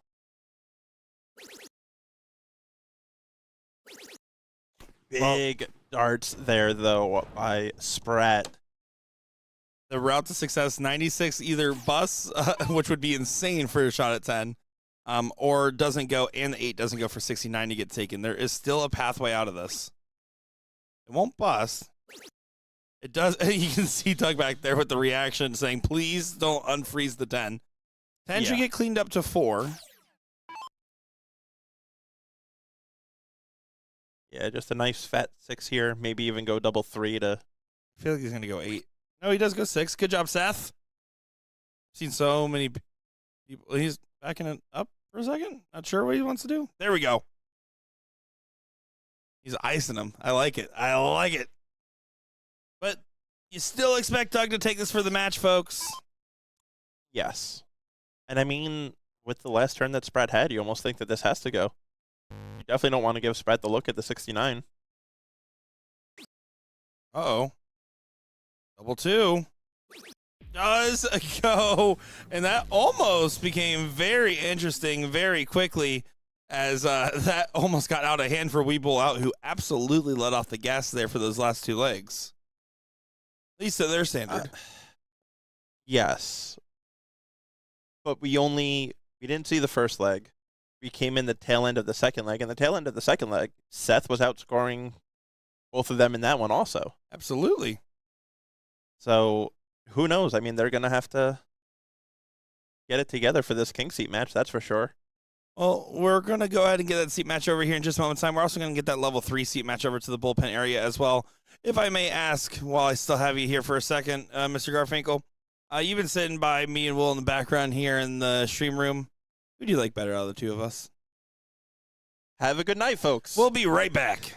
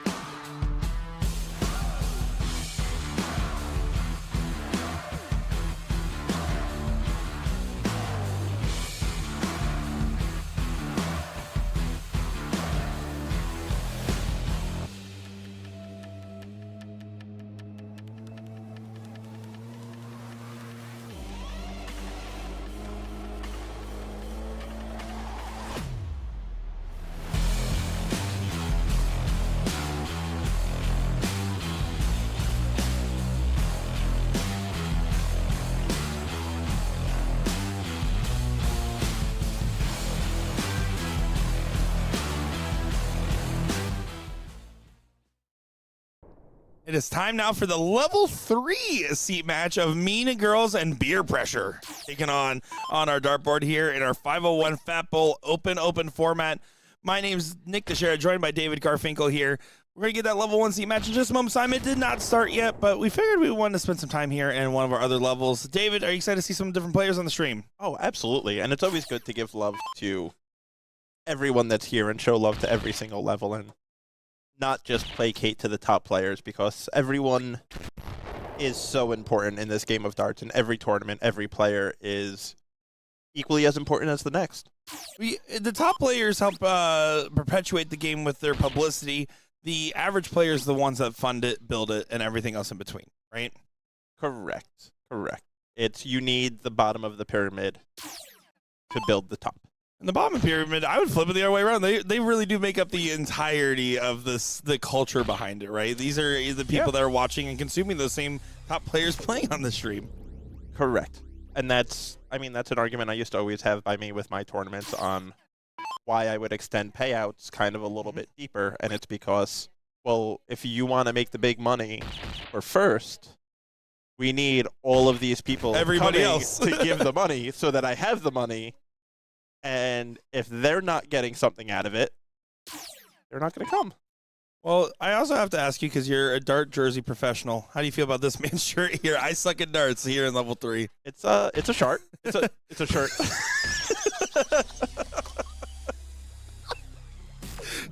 Go ahead, just write down that time.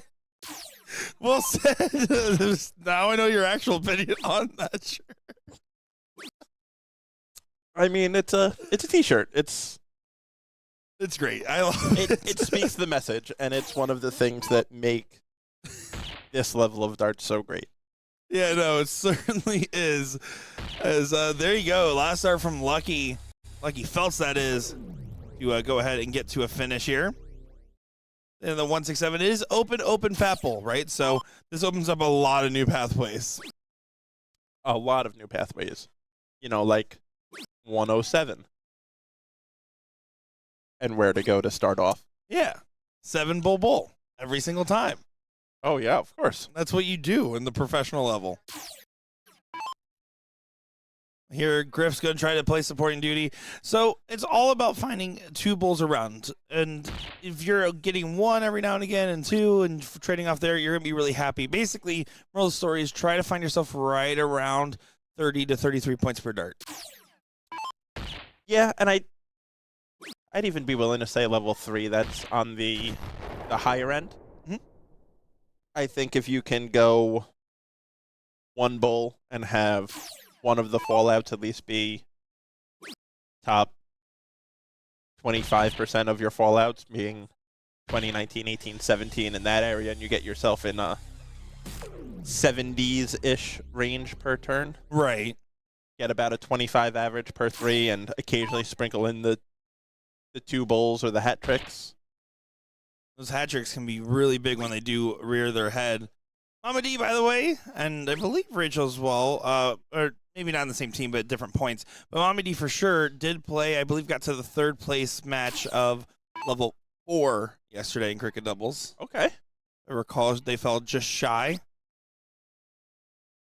So Griff here going to look to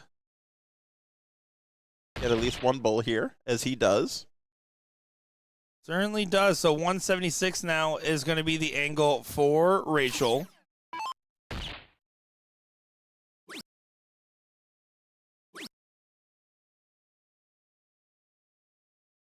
66 for Lucky Strikes. 16 for bull. Exactly what he does. Ooh. And that is always the risk of leaving the bull with your second dart, is you might not get a 3rd dart.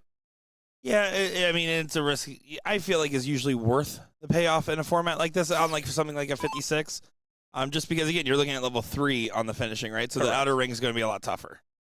Correct. And this was this was a conversation I had last night with Dougie, because when they ended up getting eliminated, it was a look at 70. And they went 20 bull, missed the bull, and hit a 19.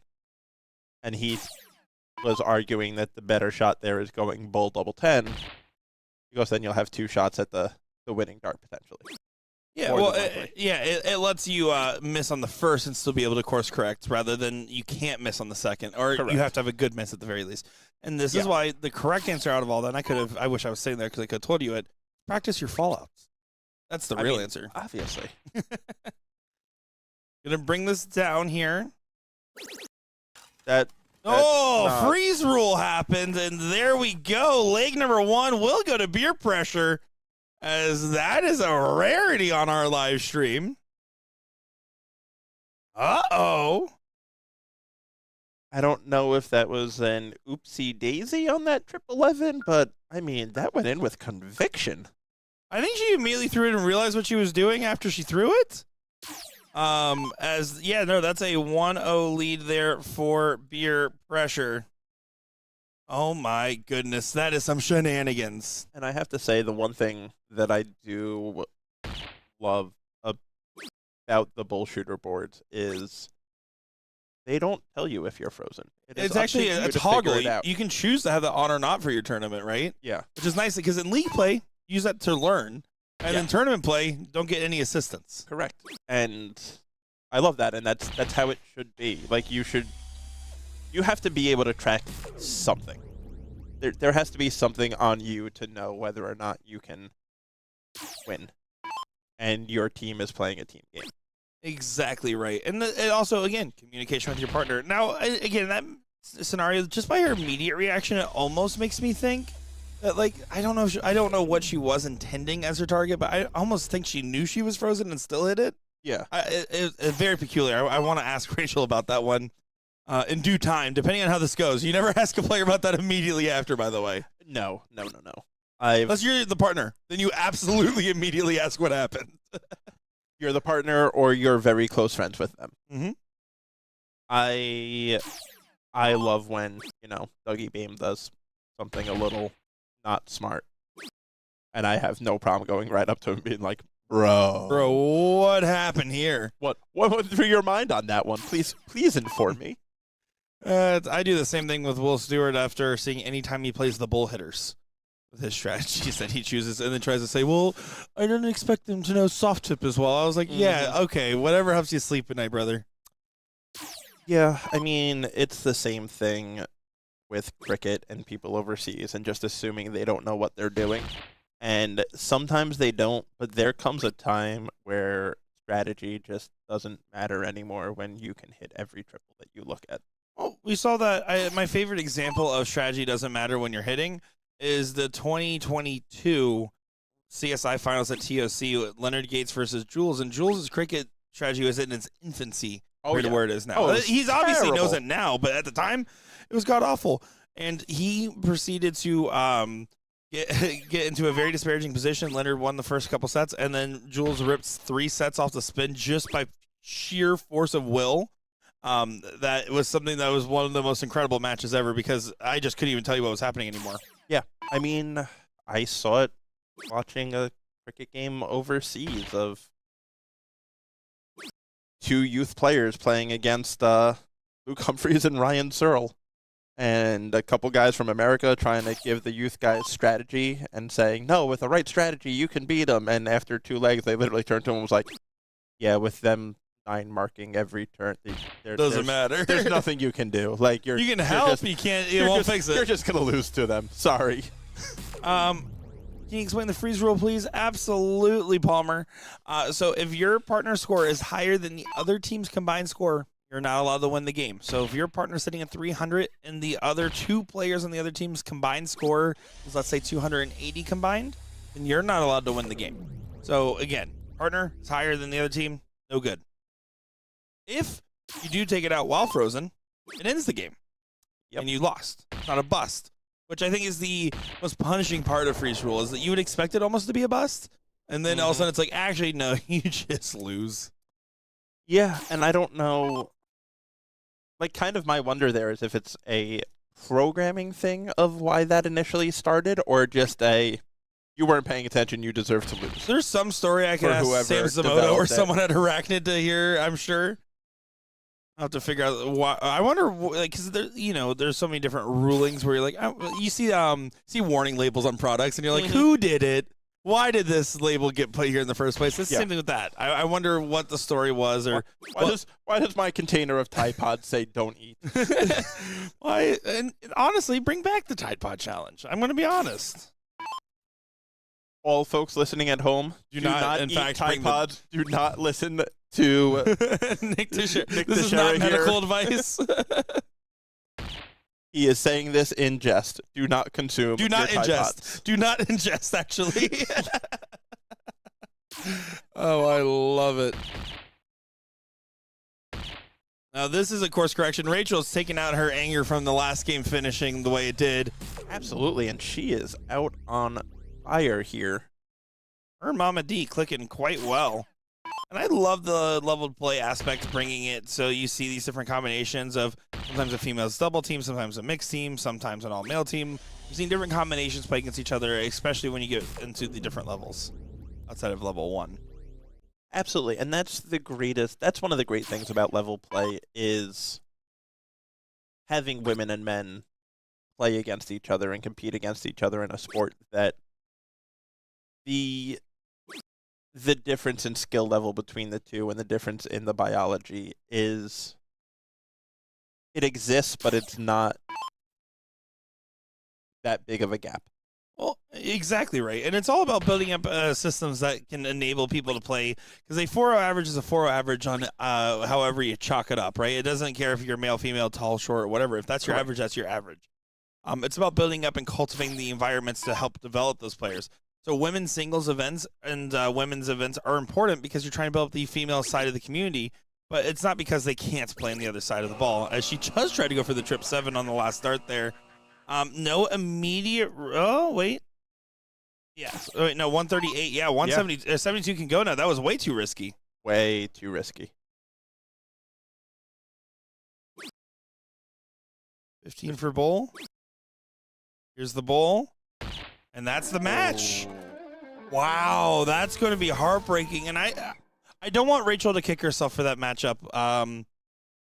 Because, again, while it is a disappointing result of how it finished up, she absolutely was probably the strongest player on that board in that match. Absolutely. She played brilliantly, and 2 bad darts ended up being the difference in that match, unfortunately. Yeah, clerical errors lead to clinical results for the other team, but Weeble out versus Average Bros. Level 1 seat match just got called up, so it is going to be a moment's time here. I do want to shout out some of our other matches going on. We have a seat match getting chalked up here for Thick Boys and Scoots in level 2. We just saw level 3. And level 4, I believe it's an all-female seat match. Champagne Breakfast taking on Brass Ovaries. Love team names. We'll be back in just a moment's time with more coverage here in Niagara Falls. Don't go far, folks.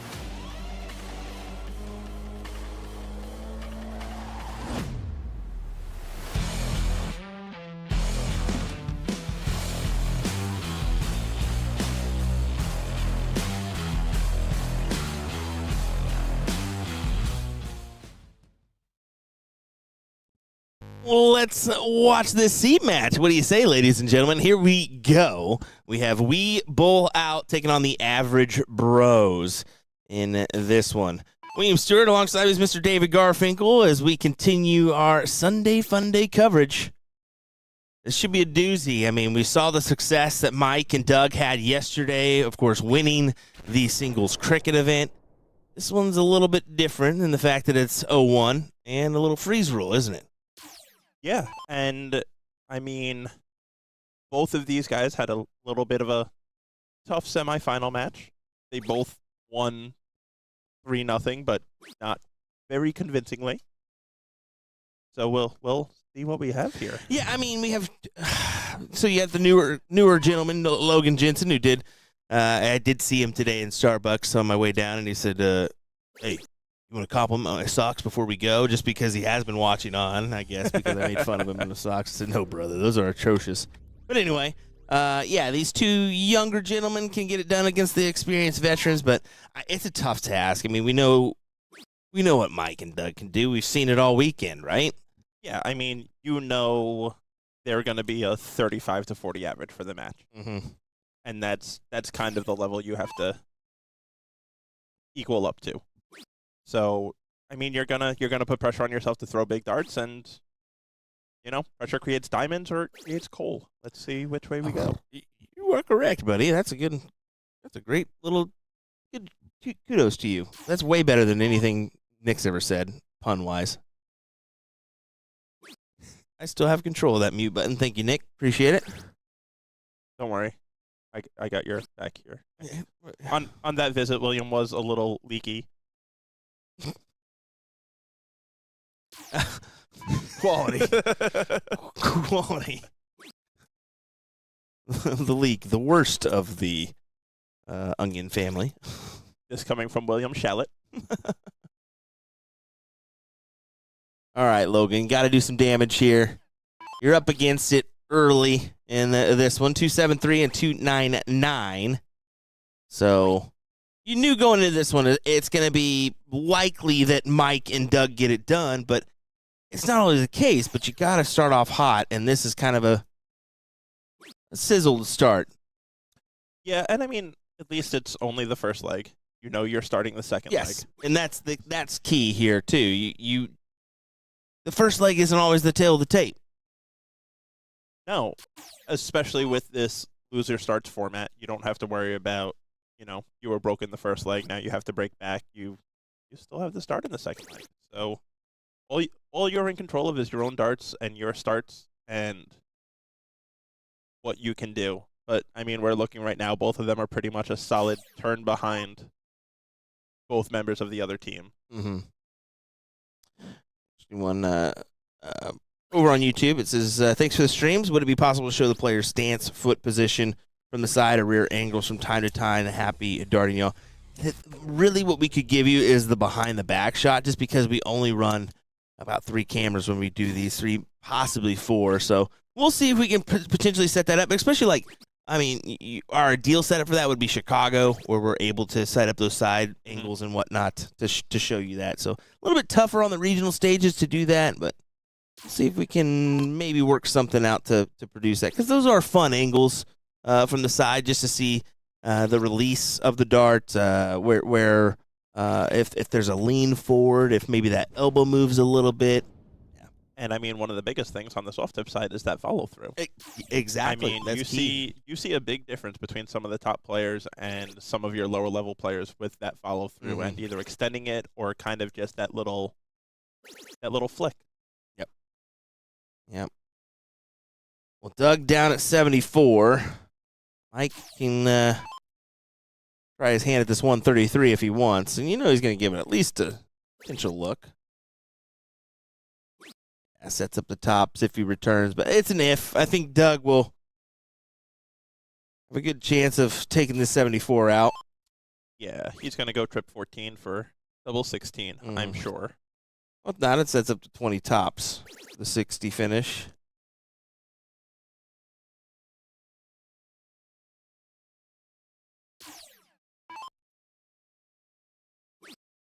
See, look at the 14. Okay. Dougie.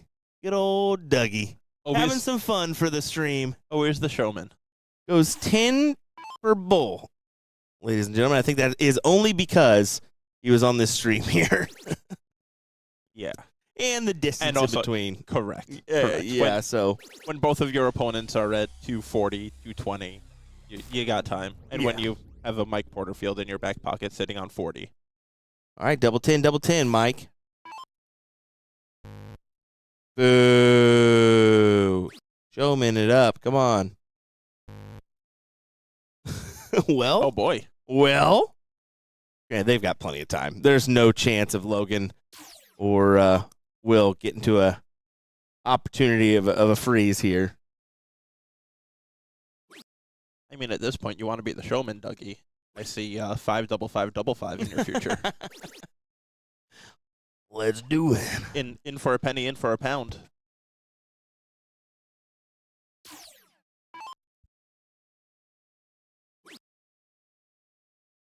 Yeah, it doesn't mess about now. 9-8 to take the win.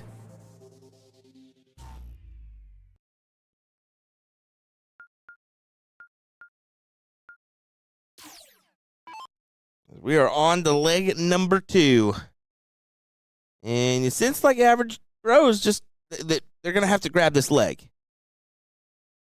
Yeah, you don't want to go down 2-0. That's for sure. And then you're going to have to break at some point in the match. But that is a maximum in for Logan with the 160 in.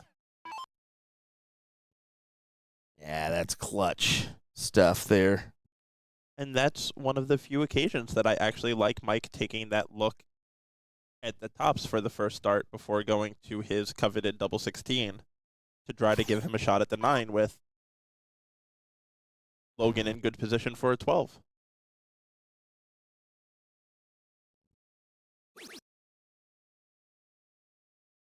There you go. Yeah, advantage for player 1 score line.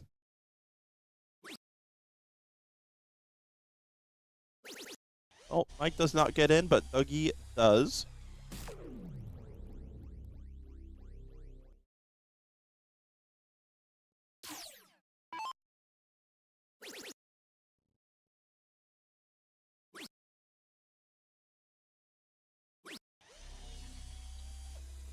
Tough to keep it going, but it's a solid ton, you know. There's no harm, no foul in that. He looked like he was frustrated on it. Correct. And at this point, especially when you get that 160 in, it's just stay solid. Yeah. That's it.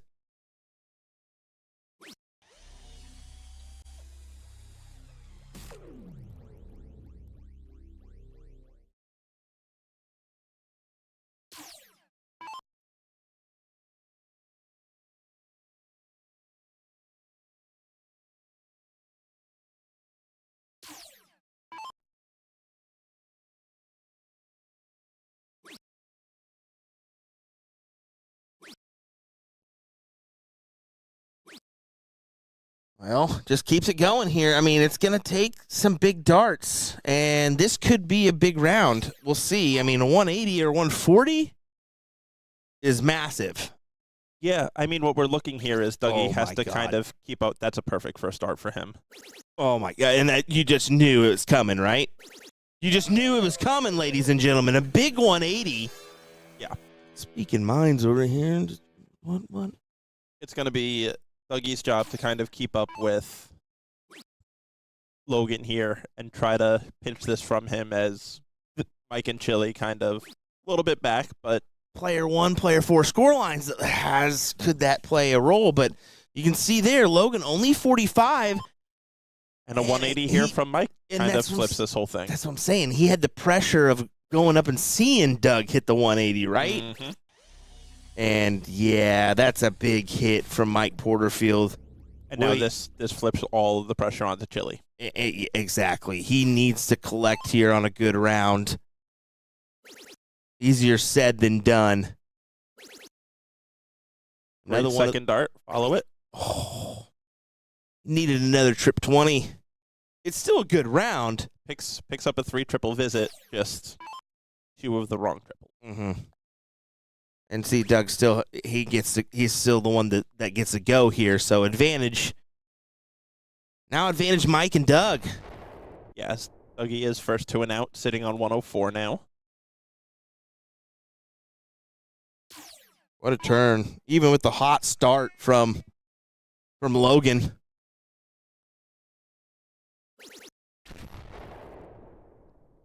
I mean, he still leaves himself 96 after 12. The problem is that might not be good enough.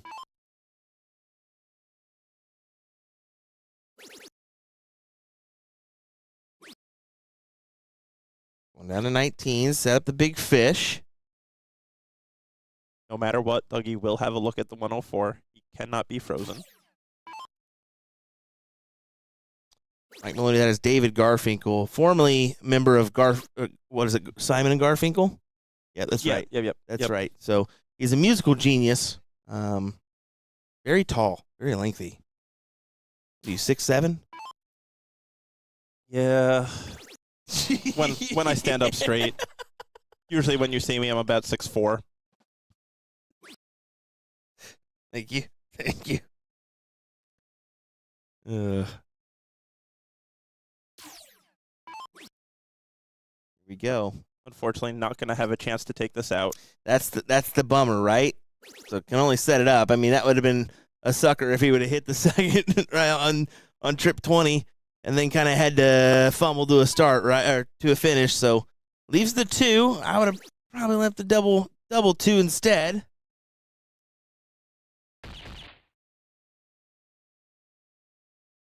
Big last start here, but a big visit here by Chili can freeze out Dougie. Just a 140 would have been needed. Mike, it's because we didn't say anything because he went 10 bull last game just to mess with people. Like he's just a showman. He's trying to be a showman, although he hasn't converted yet. So really, is he a showman or just doesn't convert? Just doesn't convert. Yeah, he tries.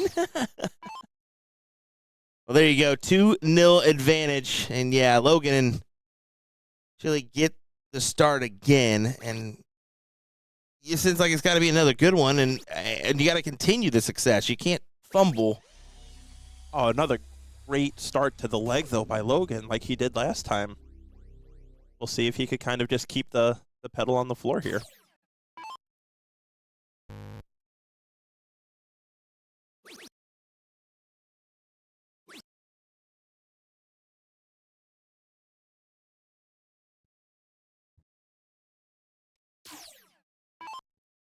And again, in the opening A players, it's advantage Logan over Mike. See how it plays out here. Next few. We always say on Dark Connected Steel Tip, it's the first 9 average, right? That's pretty big.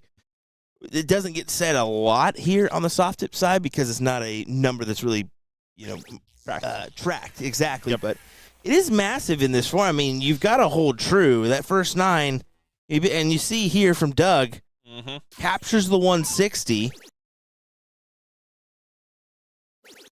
Keep it going.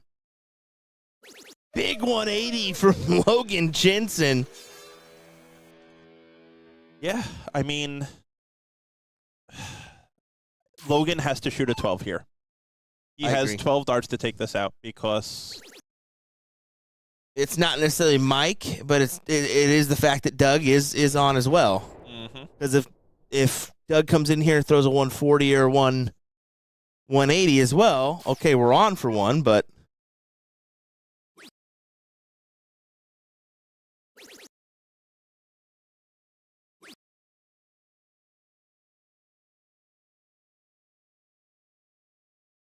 I'm going to say if any of these darts are in a trip 20, we're going to see a reaction from Dougie. Oh. And there it is. 2 trip 5s. There's still a reaction. It just wasn't as brilliant as it could have been, right? Well, you saw his face after that first trip 5 was a face of disgust. Yeah, it was not thrilled with that first dart. Because he knows now it opens the door for Logan. 108's not a bad leave. Not a bad leave at all. And he very well might have 6 from this point.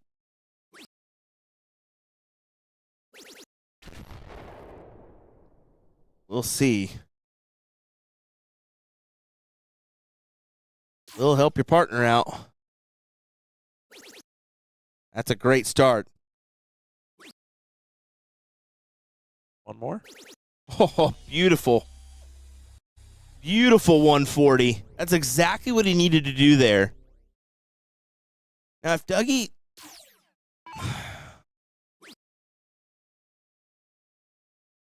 I stopped what I said there because I don't want to curse him here. Yeah, but say, if he can come up with a 2 triple turn, it would be great. Leaves the 155, but yeah, I think that this should go. Even a 2 triple turn, though, he still would have left himself with a big ton plus checkout. What a collection. What a leg by Logan. And look, he ripped off Superman style. You see that? I love it. He went full Cam Newton touchdown celebration. Got to go with the Sunday football reference on Sunday Fun Day. Needed to have it, too, and amazing.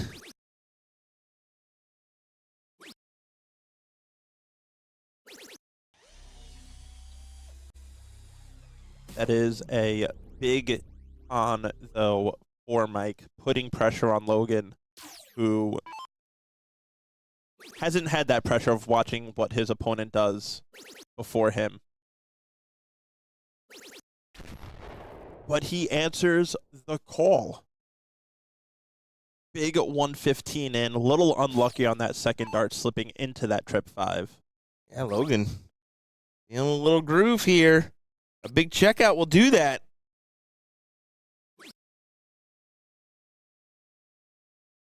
Only an 80 in for Doug, but an in's an in, and a first dart double is incredibly important, especially at this stage of this match, of this tournament.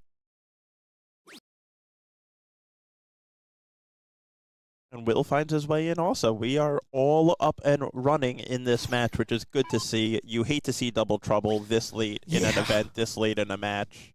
I actually talked with Doug today about that unfortunate final and Mike where the ends just weren't going for him on the 501 side of things. No.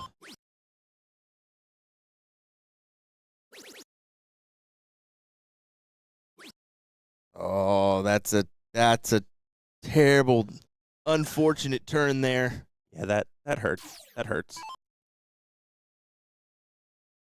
Doug is going to make him pay, too. You know he is. 19s? Yeah, it looks like it. Not a triple, but it's still a solid 99. Dougie is an old school stacker. He wants to be at the bottom of the bed and lay his second and third darts just right on top of them. So you'll see a lot when he goes high on target, he will switch to a new target because he doesn't, his darts, the way they go in, he just can't get under typically that over dart.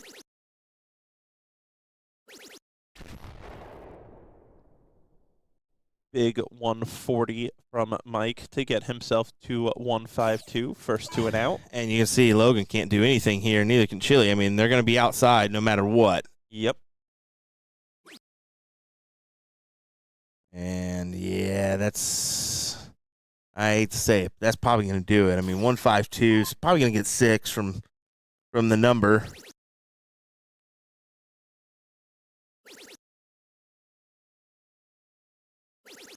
Yeah, I mean, look back as well. Even just on a 135. That should lock it in for We Bull Out. Once again, just putting on a great performance here twice in this match. Doug went for Bull.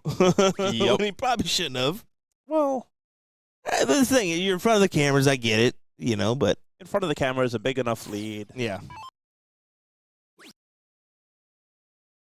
You can truly see him and Mike are having a ball. Yeah, and I mean that's that's the age of darts that we're in now. Yep.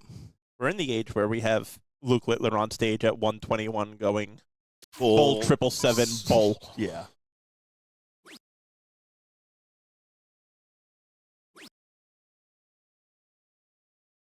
Oh man. Yeah, it's just combining here.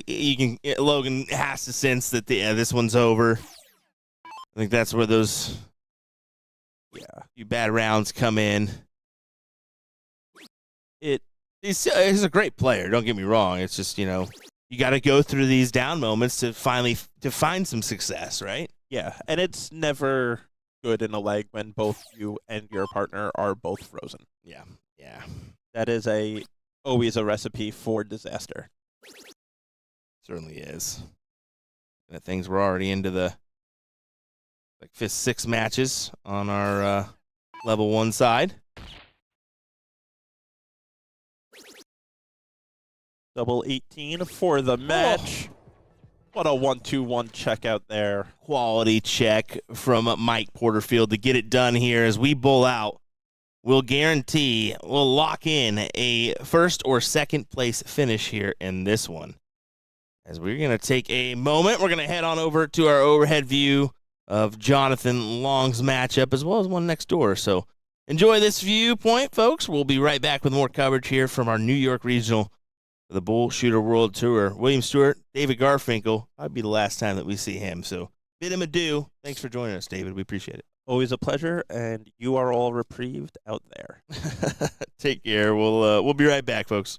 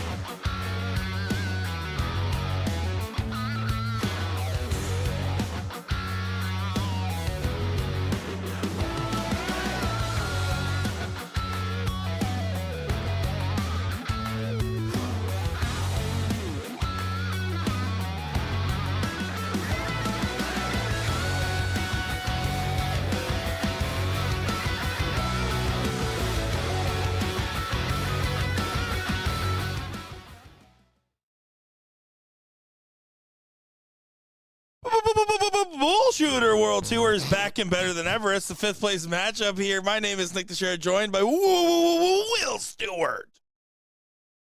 Well, okay. Hello, everybody. Welcome to the stream. Happy to be here, I guess.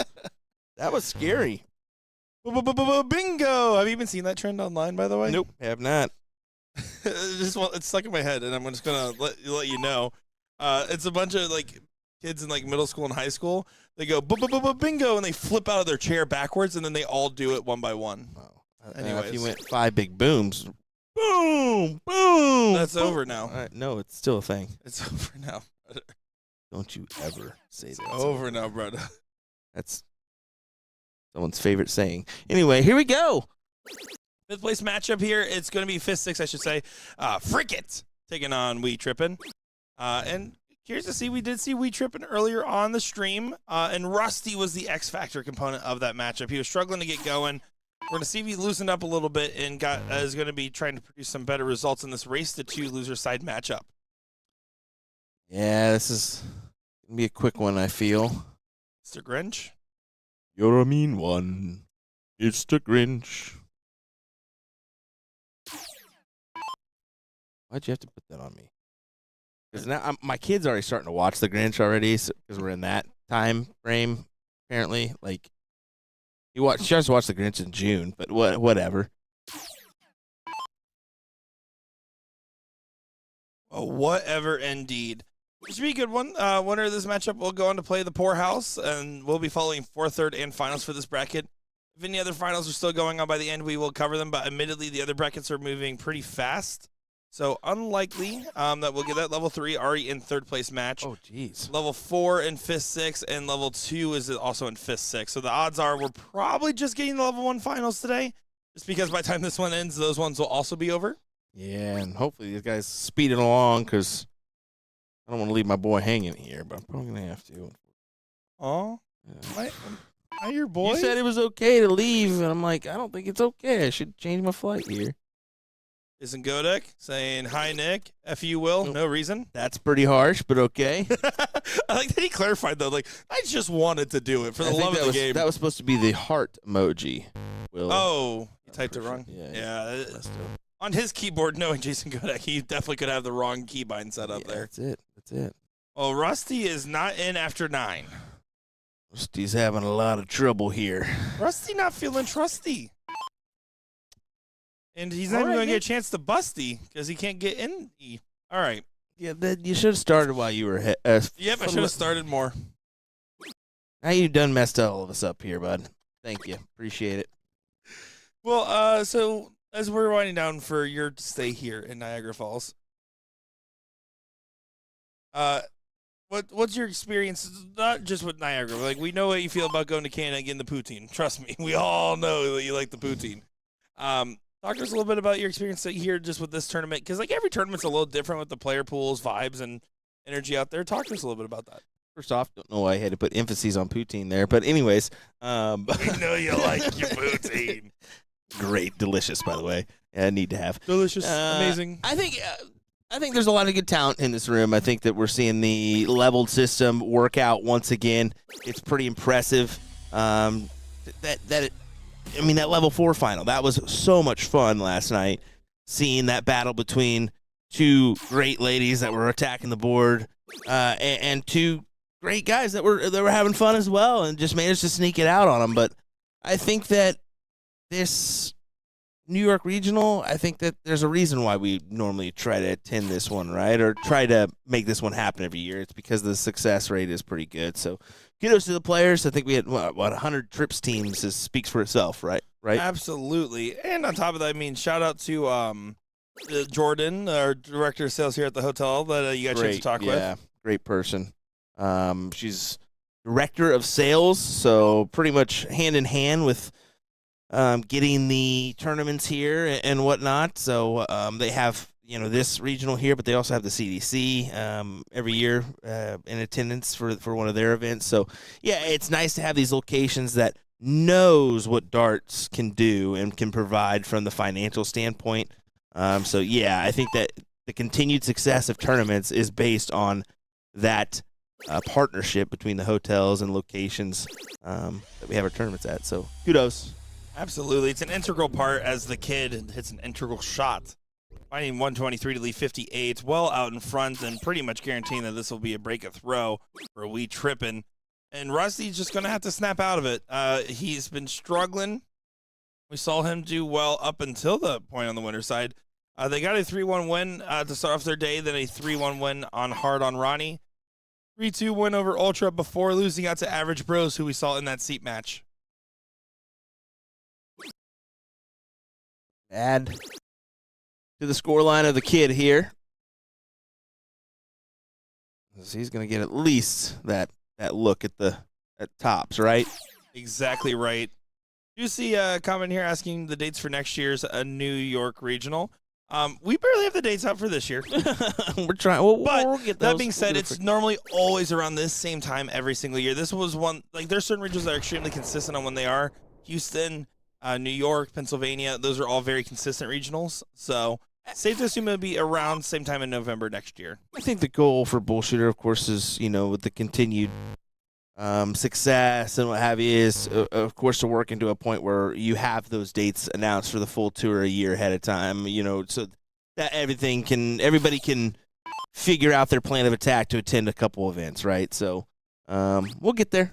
We'll get there. One step at a time. Hashtag ditch neck. Anyway. I can't believe we have a new hashtag. Ditch to Shara, isn't that what it is? Yeah, ditch to share. There we go. But either one works. I mean, no, it doesn't. Like, we just don't have to make it works. work. No. It works, guys. It works. Still in a disparaging position. Nothing Steve can do here. Kid, while missing the doubles, is not going to get punished for doing so in this instance. Take out the 134 and tell your partner to do better. Kenny Doyle's school thought.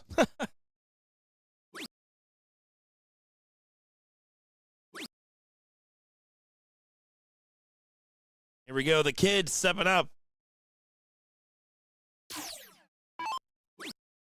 And looking for double 10 now.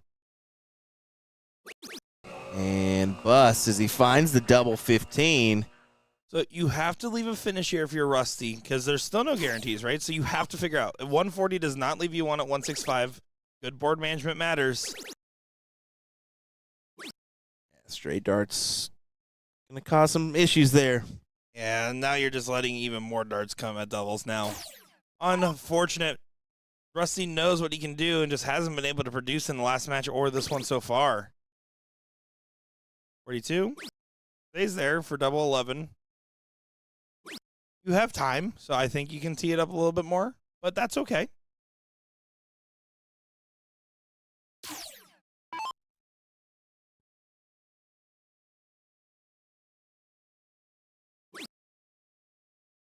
Well, I need you to wake up. Oh, I'm fine over here, brother. I'm ready to crash on this flight here soon. Well, you got to deal with all the madness for a change. Like tearing down and everything. How's it feel to be the talent? It's kind of crazy to be I had to keep reminding you, like, dude, you're just the talent. I just got to come and voice things here, I guess. Nothing is funnier than my dad coming up to us at the invitation. He's like, oh, so it's like the opposite of the USA Darts gigs. Exactly. That's what it is. You see a little stressful Nick for the BullShooter gigs, not Will. Now, USA Darts gig? Yeah, of course. I'm going to be a little stressed out, so sorry ahead of time. Anyway, there you go. Winner for the kid and David. 1-0.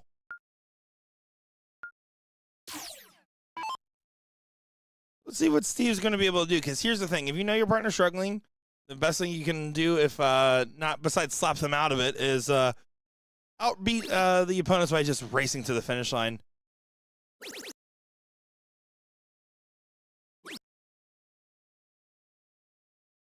$93 on the score there. A solid opening. Kid's going to have to get right back into the mix as well. Putting the pressure, making Rusty feel it, right? Right. I guess. Right. Right. Right brothers. The wrong brothers. What's wrong, brother? It's in. This will not be the same case as the last leg at the very least.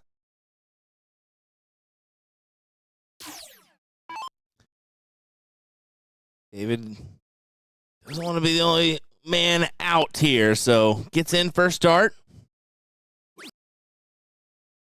Maybe not the best of follow-ups there, only a 5 and a 1, but in is the main thing, right?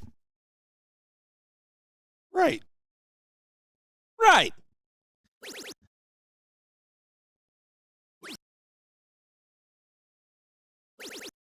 Solid 140 there. Steve finding success here with the start.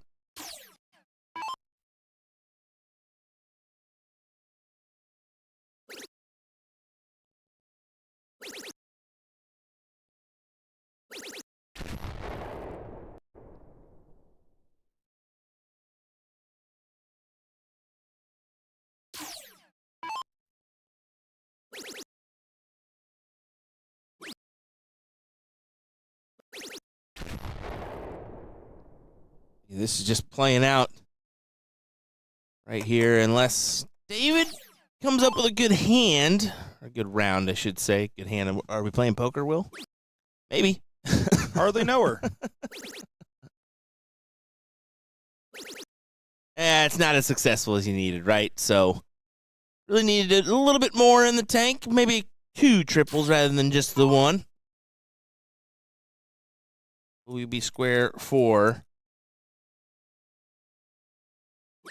1-1 last leg decider. Joseph asking, how do the levels work? So, reminder, if you plan on attending a BullShooter Regional, you need to submit some stats ahead of time just so we can get a general guideline or know where you sit, right? Whether it's steel tip, soft tip, we can accommodate. But we want those stats ahead of time just so we can place you in a general area of where you should be.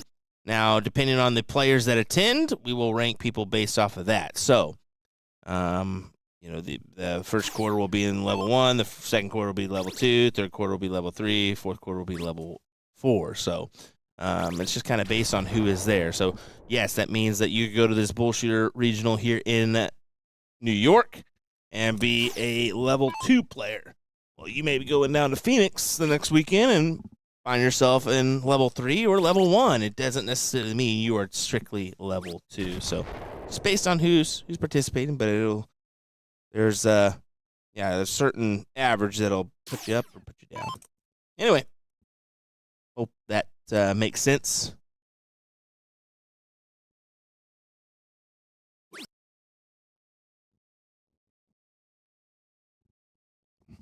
No way to check this out now for 108, but you can bring it down to a single dart checkout. It is a single dart checkout, although I doubt he'll take his look at Bull, let's be fair.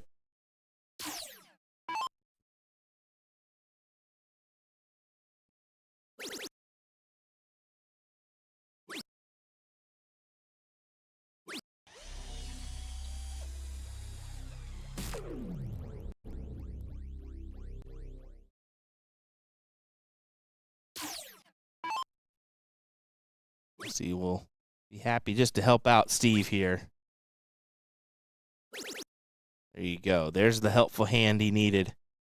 David well back. Like I said, this leg should go.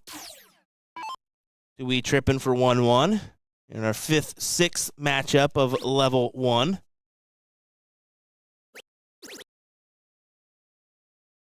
Both will have to put a little bit better performance up.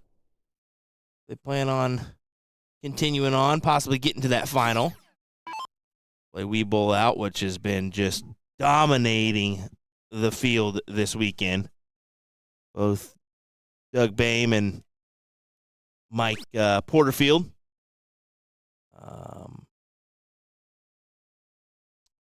Did have success in the singles front. First and second place finish there. Did Hitman win? Well, you're going to have to put a little bit more detail in that one. Don't know who Hitman is. Brandon Perez has not won out here yet. If that's Brandon Perez that you're meaning, Brandon is definitely, that's the only Hitman I know of.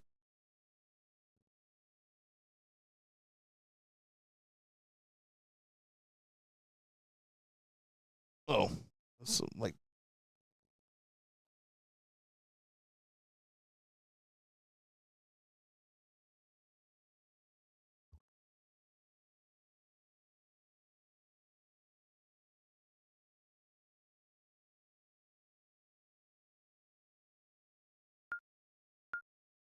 All right, 1-1. Here we go.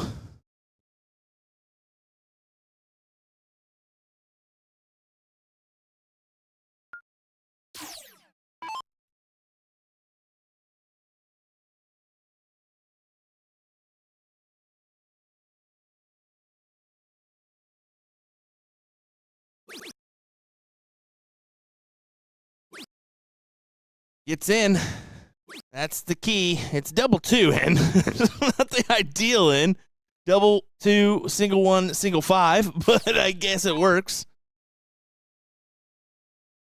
That's the main thing. Cody Pittman. Have no idea, brother. I'm going to be honest with you on that one. You can text him and find that out, though, if you wanted to. I'm just kidding. Let me search. We'll kind of search through the bracket and see, but I a little bit tougher because some have team names, so that makes it a little bit difficult. Are we checking for what event? I'm sorry, I'm late to the party. Cody Pittman. In this event? Yeah. I don't know where he's at, what bracket or level he's in. Let's see here.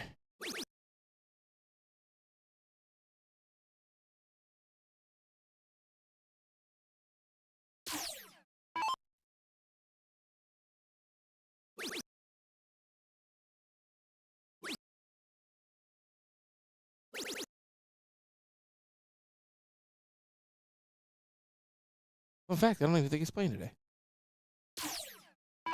Oh, there we go. Okay. Boys level 2. Level 2. All right. Let's see. They lost the seat match, and they're sitting in the third place waiting. Okay, there we go. All right. Sorry for the delay there. I was struggling to find the team myself. All right, I'm back to it. Sorry, guys. My dog left the oven on, but Steve is now the one having double trouble after Rusty has been the person that has been owning that not-so-illustrious title.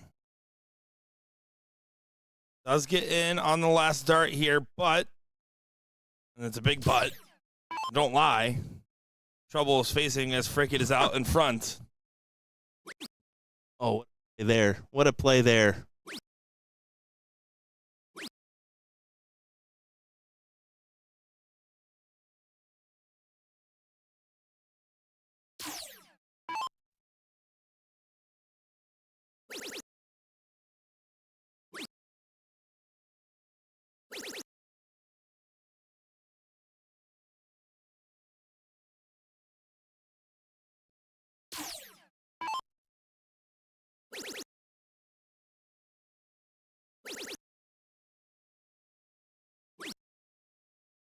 Not a trip on the last, but it's enough for the kid to show these, well, not kids, how it's done. No offense, guys. Larry's saying, what's the easiest number to hit on double N? Double bull. That's why no one shoots it, because they're too afraid of making everyone else feel bad. Yeah, get out of here. No, it should be your left or right. It's probably your go-to doubles, to be fair. So double 20, double 16. And we see a lot of people go with the double 15 as well, but that's because they tend to go out that way. So yeah, I mean, I would say those numbers are the ones you really attack. Now, easy, it's not technically easy. I mean, every number is the same width, same height. So there's not one segment that's going to be bigger. Agreed, but slight asterisk. So if you're missing well if you're playing well, you're typically missing vertically, not horizontally. So 20, therefore, would be harder to miss into a double.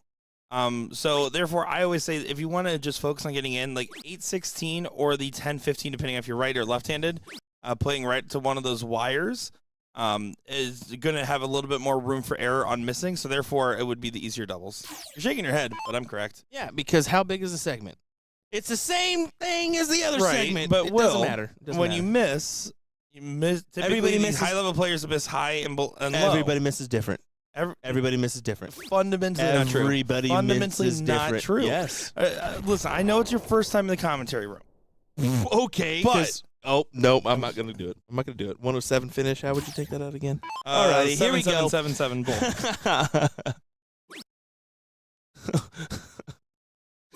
We're fighting again. Well, typically, when you miss vertically, it has a lot more to do with the actual timing of your release or your fall through, while missing horizontally can have a lot of different factors, including grip, short arming, not following through, strength of throw. It could be a bunch of different things that play into factor. So if you were to have a easier double, quote unquote, you would typically go for a left or right double. Whatever I say here is just going to continue this on for a while, so I'm just going to keep my mouth shut for the sake of Silence is acceptance. Thank you very much, It's Will. not I'm happy really to be right. acceptance. Good 100 there from Kid No. to go ahead and get to 111. Maybe the dumbest thing I've ever heard. I've said way dumber things, and I wasn't even the one that said short on stream today. Dang it, Dave. Dang it. Why did you do that, Dave? I can't be the silliest one today. Can't be me. Did he really? He really did. That's real. Oh, my God. Play the clip. Whoopsie. I'll pull it up. Don't worry. Words are hard. Reese going to go ahead and put the pressure on Rusty. This is a good leg right here. It's the last leg decider, and both teams are still in the mix, but that's a massive shot there. It puts all the pressure on Rusty. Yeah. He needs to convert on, you feel a ton. Ton minimum.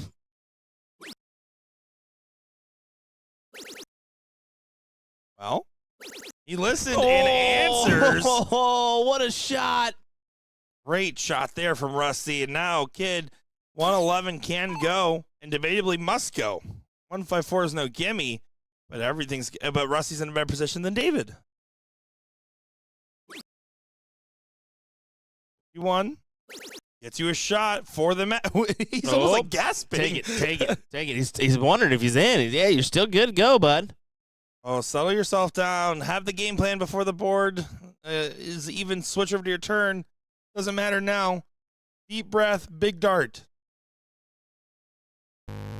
Oh. Tough one. Tough one there. 154 is eligible to go. And for the sake of the freeze format, I'm sticking the same number, trip 20 for double 17, just because I'm focusing on the same segment scoring. But 54-20 should be the look, or 19-19. Also okay here. Now you have to find 2 trips. Trying to get to at least 40 so your partner can't get frozen. Oh, no. That's a tough turn there. 74 or less for David will freeze.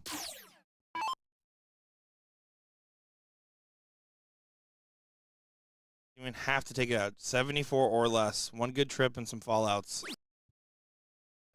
That dart was a little bit short-armed. That's a big dart right there. Enough. He did what he needed to do. It's enough. That's all you can ask for in a moment like this. Yep.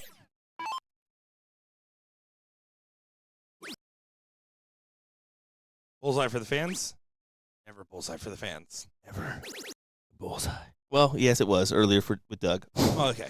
Doug is a man of the people. Dougie Fresh was a man of the people twice in that match. At least attempted. Tops to move on. Now his second mismatch dart, but he finds it on the third, and the Kid immediately turns around, shows some respect to the opponents. A very mature move from the young gun as David there is getting tripped up on the handshakes as well. Coming up next will be the 4th place match, folks. It is going to be the Poorhouse once again, taking on Frickin' Fresh. We'll be right back in just a moment.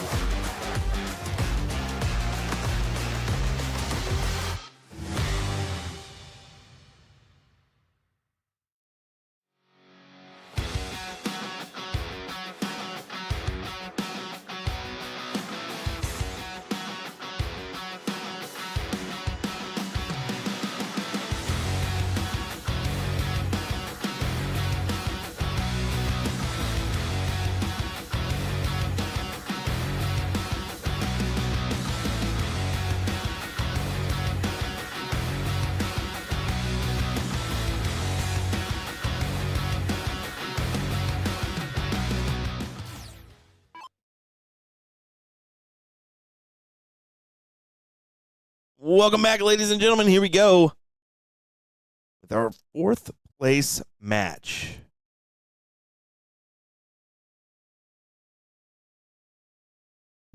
Should be a good one incoming. The Poorhouse taking on freaking who we just saw in our fifth, sixth position, but we got money on the line now when it comes to our level 1 bracket here. So good position to be in as Seth Smith and Eric taking on the kid and David here.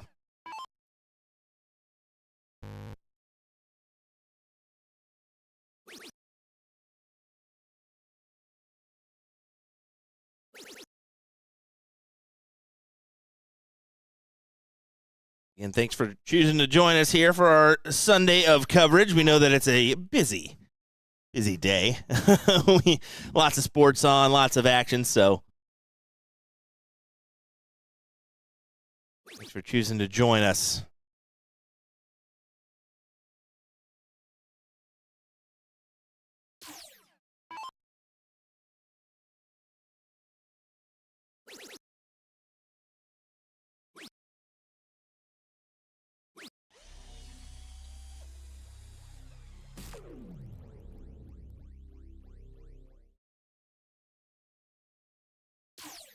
Turn at the board for Seth. Pulls him down to 361. Kid wants to find some success himself. 2 would be ideal. He only finds the 1. Little champagne breakfast is 78.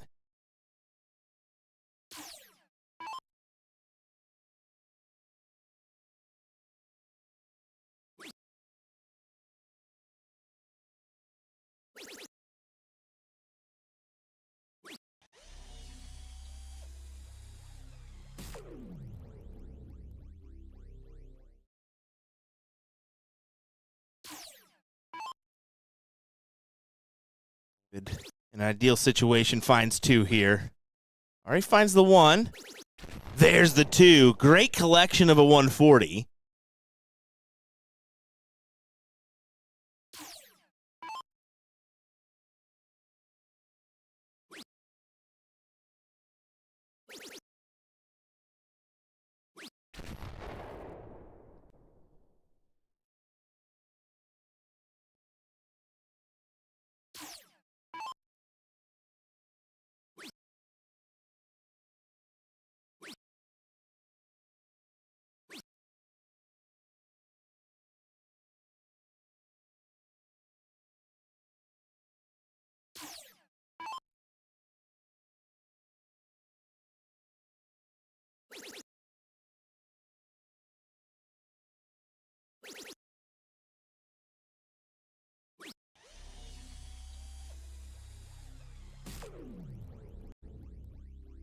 That low ton works. Pulls him down to 387 and front run. To front run this current match. Poorhouse would love to take on Average Bros for an opportunity at We Bull Out.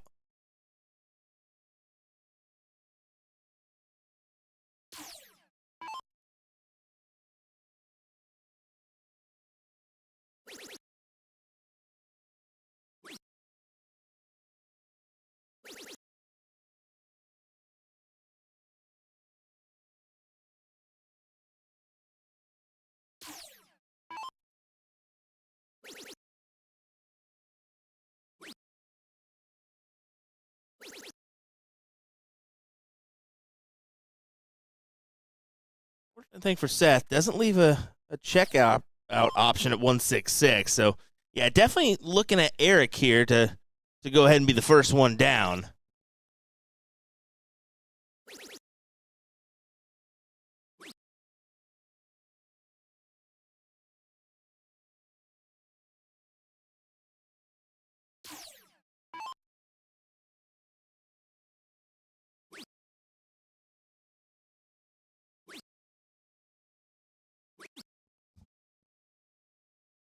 Yeah, this should definitely go to Seth and Eric here for 1-0.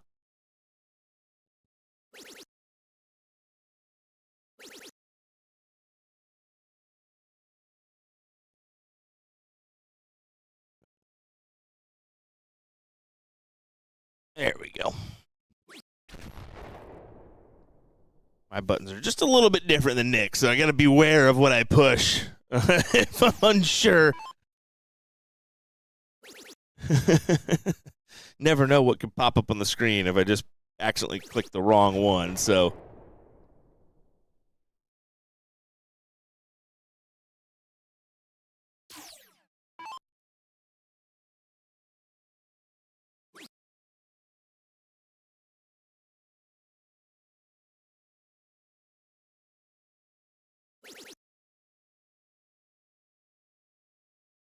Can't check it out, but yeah, just leave it handy at tops, so either one can take the look.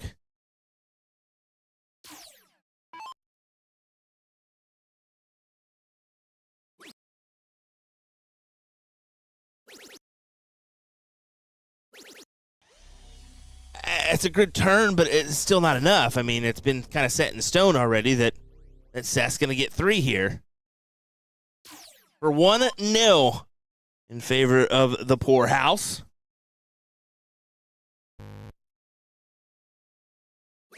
There you go. They take the advantage.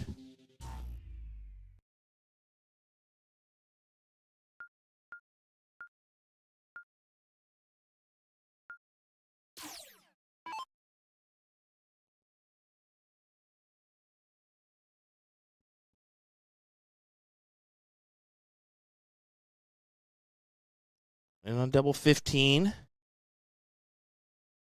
Chatting with himself. Reassuring that last dart will go in. It's always funny how a little chat with yourself can do wonders, right?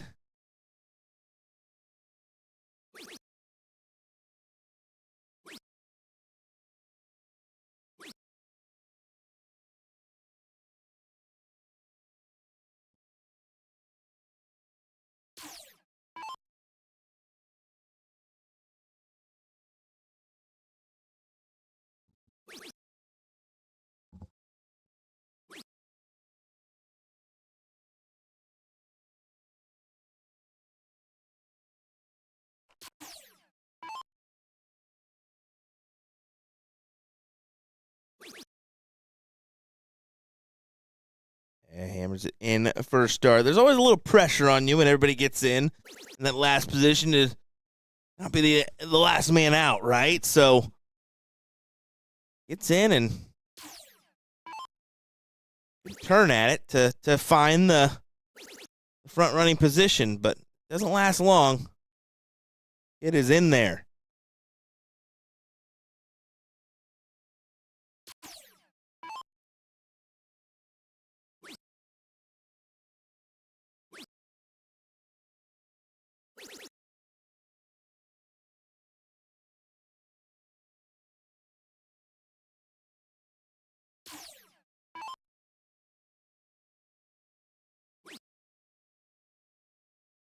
You could join us in Phoenix if you're tuning along.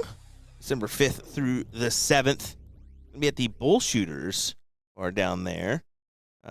Pretty popular spot for the CSC Challenger Series. So, looking forward to being down there in Phoenix, Arizona. Of course, next year we already have most of our dates. Well, all of our dates are locked in. Locations, we still need to post a couple of them, I believe, on the website. But, yeah, everywhere's figured out. So, the first event's going to be in Texas for 2026. It's January 9th, I believe, is the first day of that event on Friday. So, be in Houston. We'll also have stops in Nebraska, Pennsylvania. I believe it'll be Wisconsin as well. Keep an eye on that one. I'm missing one. So, just a heads up on that one. I know I'm missing one. The dirty dog went up to the club lounge, didn't he? Yep, he sure did. Oh, I don't need one. I'm good. Good. Brought it down for no reason. Garfinkel says, I'll take it.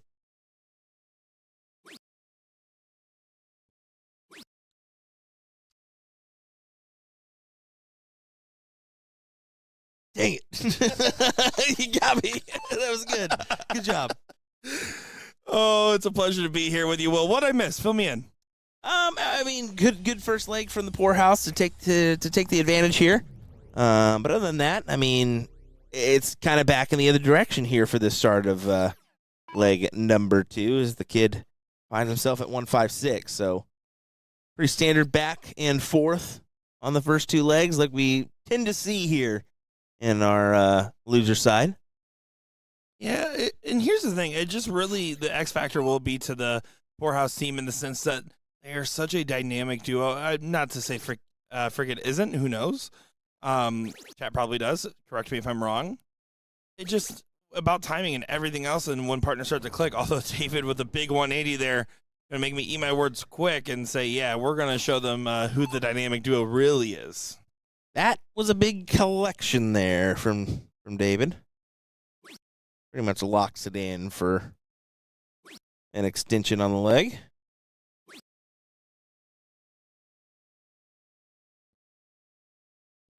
Yeah, kid doesn't even need to take this out. Just needs to bring it down, but you're going to go the same route anyways, starting with the 20s.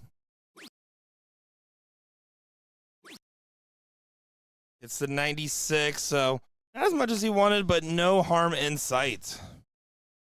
I did run into our friend Rachel from level 3 who did bust, or hit the freeze, excuse me. She's like, I was going for a single 11. And I said, so you wanted double 11? She says, I don't want to talk about it. And I was like, you brought it up because she walked past me and brought it up. And then we had a chit chat out there, but now we got the context as it is unfortunate because they could have won that seat match 2 straight, instead lost it, and then lost 2 straight in the 3rd place match. So finishing with some hardware, but unfortunate exit for the bracket is now Beer Pressure and Meat and Bones playing the finals of level 3. Level 4 currently has a 5th, 6th going on. Level 2 currently in the 4th place match. Level 3 already in the finals, though. Good for them. Yeah, this bracket's moving pretty quick here.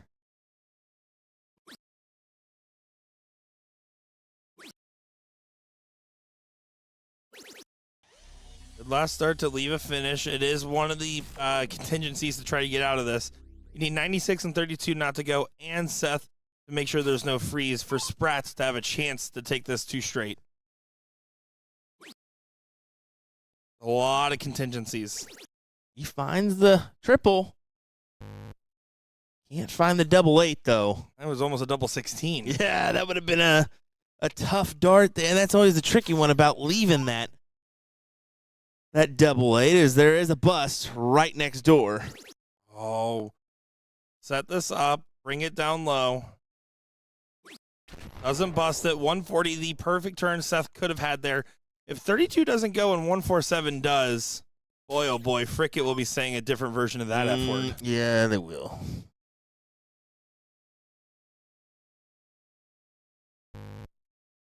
Not a bad dart. Yeah, I was able to play off it just fine. Good collection as we will go the distance here in this one. Believe we might also be going for some speed, Will. Going on and on in a time of need. You know that band is named after me? I got that cake. Bull on diddle there for Seth Smith. Sure.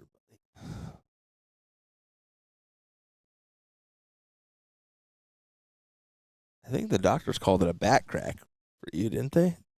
Not a butt crack. Anyway, back to the match. It's pretty solid, isn't it? Well, after a pretty intense diddle here, it is going to be a last leg decider to see who moves on to play the Average Bros in the 3rd place matchup. Of course, the question still always will be, who is in the mood to try to double dip Mike Porterfield and Doug Bain? Yeah. Is someone in the mood to double dip them?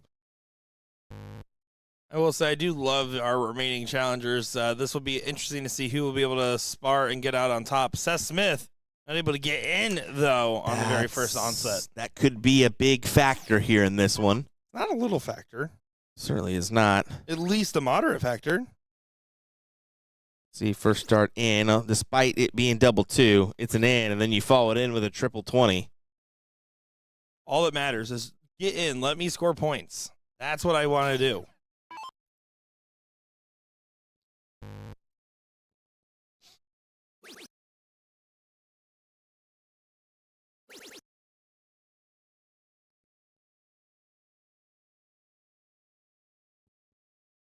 That's insane. Luke Leader averaging a 108 after 19 legs. Come on now. He still is him. Just checking. Oh, yep, no, that's him. That Capital him. H. Capital H-I-M. No, you don't need. You just need the H for. No, you need the capital on everything because he's crazy. Well, no, then it'll be him. That's still struggling on the end. He's still staying on this double 20. If you miss it on the first start, just switch it up unless it's a good guide. But he found it. I mean, he found it in the long run here. But the problem is that's it. It's a long run and the last leg decider. Kid goes up here and banks a 140. It's a different story. Yeah, most likely. Gonna find I'm so a good at my 140. job. Great shot from the kid.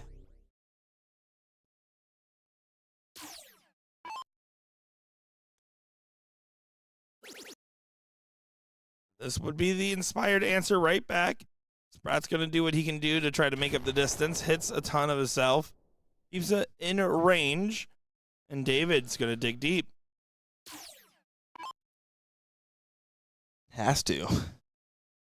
Wants to keep in touch with his partner here.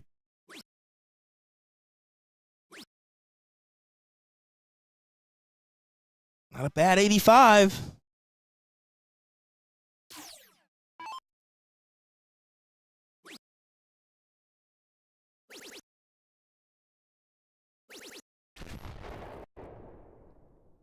Not a bad 140 right back for Seth. But it won't be enough. The throw's been taken away effectively here. Kid is becoming the man right now. Even though the kid has also had that same beard for the last 3 years. Since he was a baby boy. I came out with a full head of hair. 140 does not leave a finish. This is 100% dependent on the kid here. I mean, 137 to leave.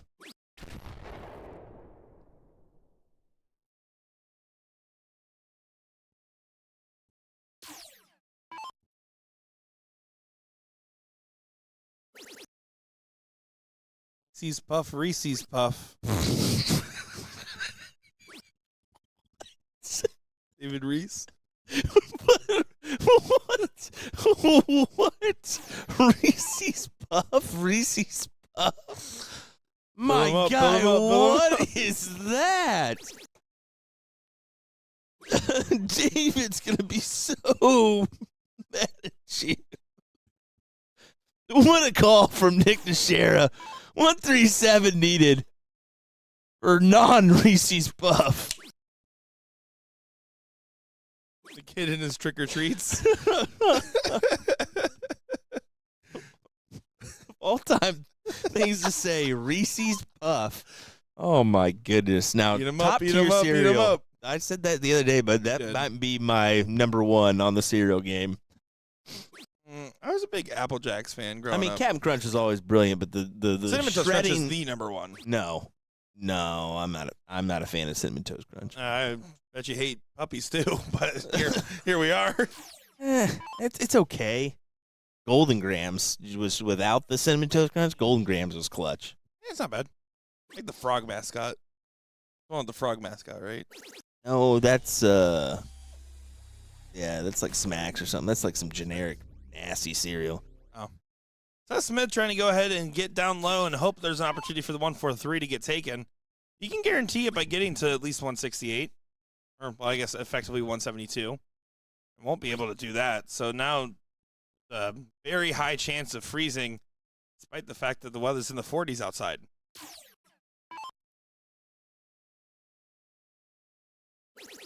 That's a great dart. 2 at double 12 for the win.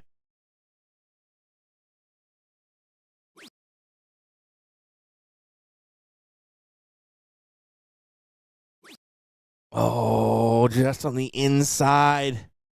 Not bad darts at doubles. No, not at all. My dart at the double bull when we were playing there on Friday was a bad dart at a double. It was almost into the triple 20. It was closer to the triple 20 than it was the bull. We'll put it that way. Yeah, I was excited. hat trick, or not hat trick. The White horse. And then we follow up with that. Oh my gosh. Whoopsie. Anyway.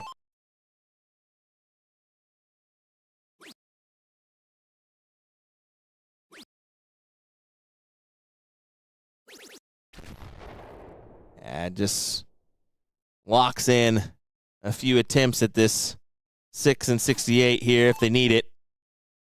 Yeah, great positioning. Unfortunate end for the poorhouse. Again, a team that does quite well, one of those regional-based teams that might not be on your radar if you're traveling from out of town, but man, oh man, do Seth and Eric get going together. Great partnership. Kids going right at it.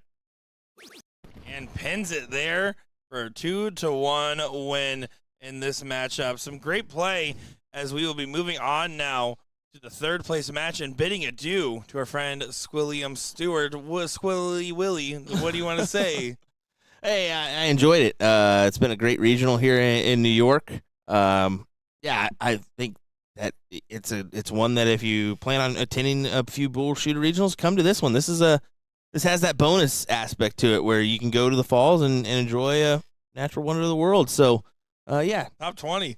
It's a good one. I was overwhelmed a little bit yesterday. I was like, this is fun, right? This is something. You can feel you can truly feel the water in the air, the mist, and you're well away from the falls. So. And we're going to balance it out by putting you to the desert next in Phoenix, Arizona. Here we go. Yeah, looking forward to that. Not this coming weekend, but next, the weekend after. So December 5th through the 7th, Phoenix, Arizona. Looking forward to that one. Yeah, no streams for us for Thanksgiving. Time with the family, but we will be back on the road right after. Take care of Will Stewart. I'll be back here for third place in finals level 1. Don't go far, folks. We'll be right back. Reese's Puff. Bye.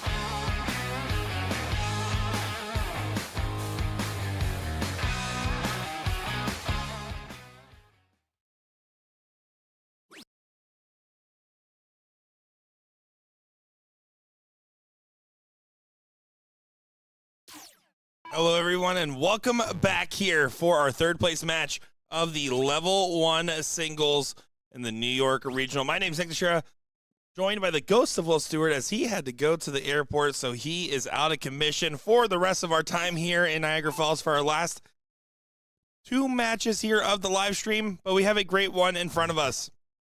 We have Fricket, who fought hard against the Poorhouse, one of the teams I would say is one of the more favored ones in the room. Instead, falling short in the last leg decider, and David and Kid did a good job of getting out in front. But Logan and Chili have done great all weekend. We've seen them on the stream plenty of times. That first start gets well away from Chili, but quickly corrects. Going on our other levels, level 2 is currently in the third place matchup right now. Level 3 is in the second set of the finals. And then level 4 currently sitting in the fourth place matchup. So all the levels pretty much wrapping up here at the same time. Strap in, folks. We got a couple more good matches left, and it's just me on the mic. So feel free to chit chat, say hello, and let's have a good time, everybody. Logan Jensen has been quite the impressive player this weekend. Seems to be trying to continue with the high accolades. Finds a 180 on the board to get out in front of Kid after the slower start of the two. And David and Chili neck and neck. So still too close to call this first leg. Advantage going towards Fricket. We're going Fricket first.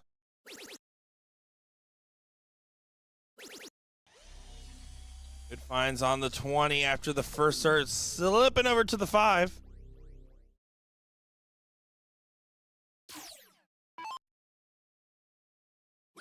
Consistent ton here from Chili would be nice.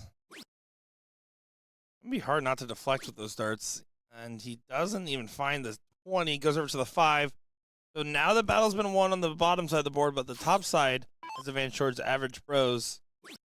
Who's going to get to that finish first? Kid has a little bit more work to do. Would have needed 2 trips. Logan here just needs to save for a steady ton. Get to the 161, which would be a advantage here needed in a race to 2 format.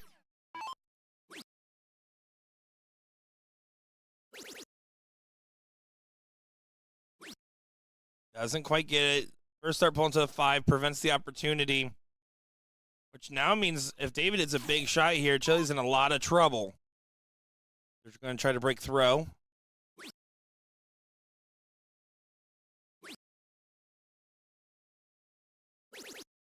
Good find on the last start. Another steady ton. This is where it starts to become interesting, folks.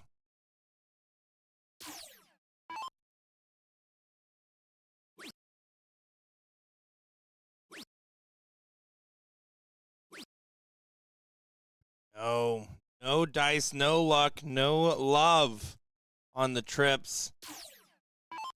Kid can go ahead and focus on setting up. Having some troubles. Surprised he didn't switch off that 20 between pulling to the neighbor and going above it.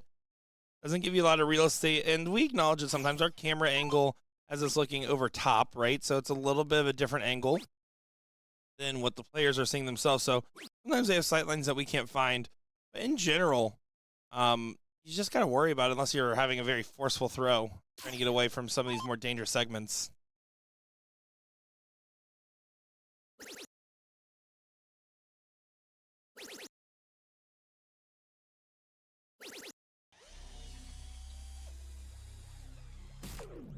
David's doing quite the job leading the pack now. Getting out in front, and the odd man out is not going to be able to get to a finish here. Basically locking this first leg for Fricket. So what you have to do in moments like this, clear your mind and try to get ready for the next leg with the advantage where it matters. And that's a great way to do it right there. 134 inspires some confidence on the dartboard. But 156 will always freeze from this position unless they bust, which you really can't bust going for this out. Trip 20 for double 18 is the requisite route.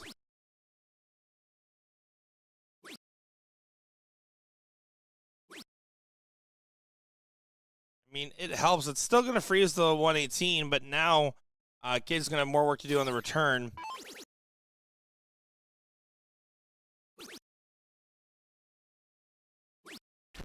All the way down. Last start should have been a 14 instead of a 16. There's no mathematical benefit to being at 2 instead of 4 when it comes to freeze. But that's me being nitpicky. Good shot there from Logan.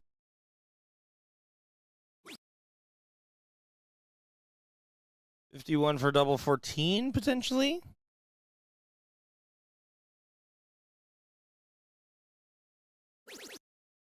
Going for the double 11 route.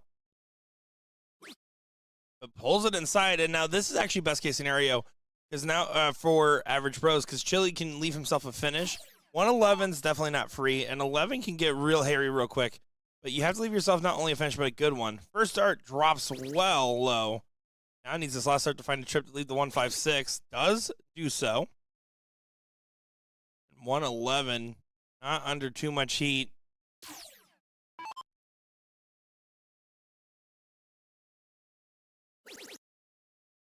11 for tops. You shoot it traditional. You don't need to play for freeze. 19 also works for double 16. And does go ahead and pin it for leg number 1. A little bit of a celebration there as well. Cricket takes leg number 1. Logan Jensen has to set things off for leg number 2.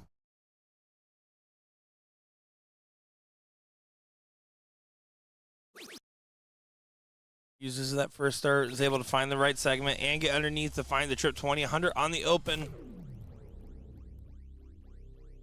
Skittles saying, watching darts, football, and deer hunting in Wisconsin all at the same time. Well, life is good, my friend.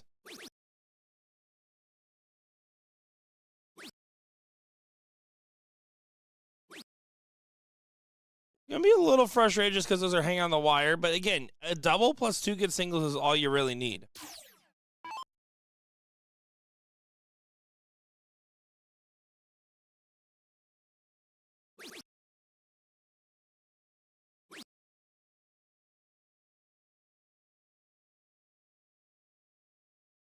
You can see, look at that. Not only is Logan, but one of the other friends also in the background trying to tell Chili, hey, calm it down. Take that deep breath.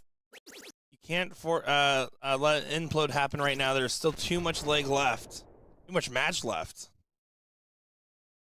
You're already in hardware earning position.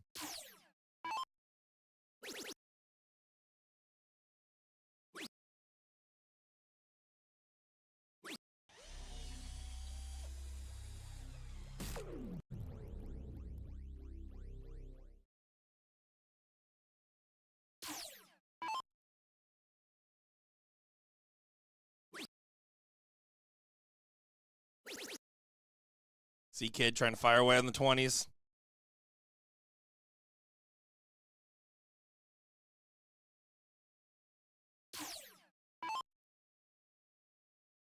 So far, Logan, though, doing a good job leading the pack up top. Fortunate right now, the frustration's continuing to mount. It's hard. It's so hard when you get stuck in a rut like that. Especially knowing how well you've been playing the whole day to get to this point, and the whole weekend. Again, Average Bros has been a frequent flyer on the live stream. Not able to convert the results. Already guaranteed some hardware and an appearance on the pro list, but you want a little bit more than that. Of course you do.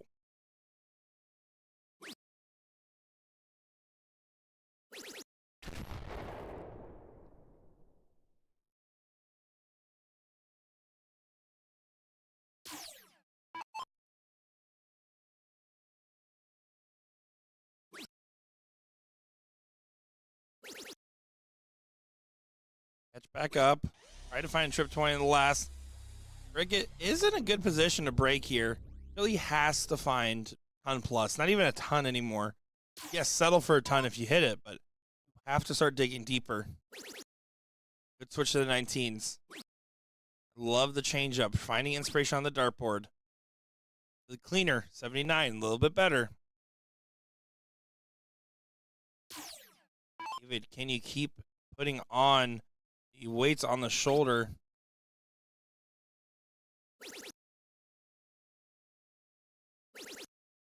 Yes, he can. Don't want the collarbone to crush under the pressure, but frankly, Frickett is bringing it.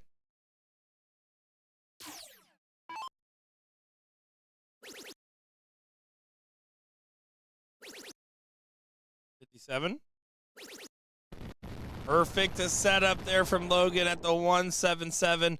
It's a great shot because it leaves an outside opportunity. Depending on what kid does, just might get an outside chance to shoot this. But have to force an error. Starts in a weird spot. See why. Magnetized to it. He's trying to force the dart in this segment. Does find it underneath. What a well-thrown dart.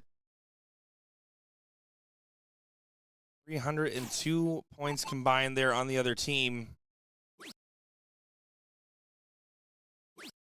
Which is frustrating because 302 versus where he was at. He had to hit 40-something plus whatever David's going to throw here. And just frankly, it won't be enough. 118, I believe, is the line. The 117 will freeze. Here's the freeze. Here's the 57. Unfortunate, Logan will not get the shot at this 24. He's going to go ahead, hit a single 20. Should be the dart. He might hit double 11. Yeah. He likes to go down to 2. But considering how much he drilled that dart, it's going to feel frustrating. As now 146 gets an opportunity to go. Now you're just going to have to sit back and hope that something crazy happens in this matchup.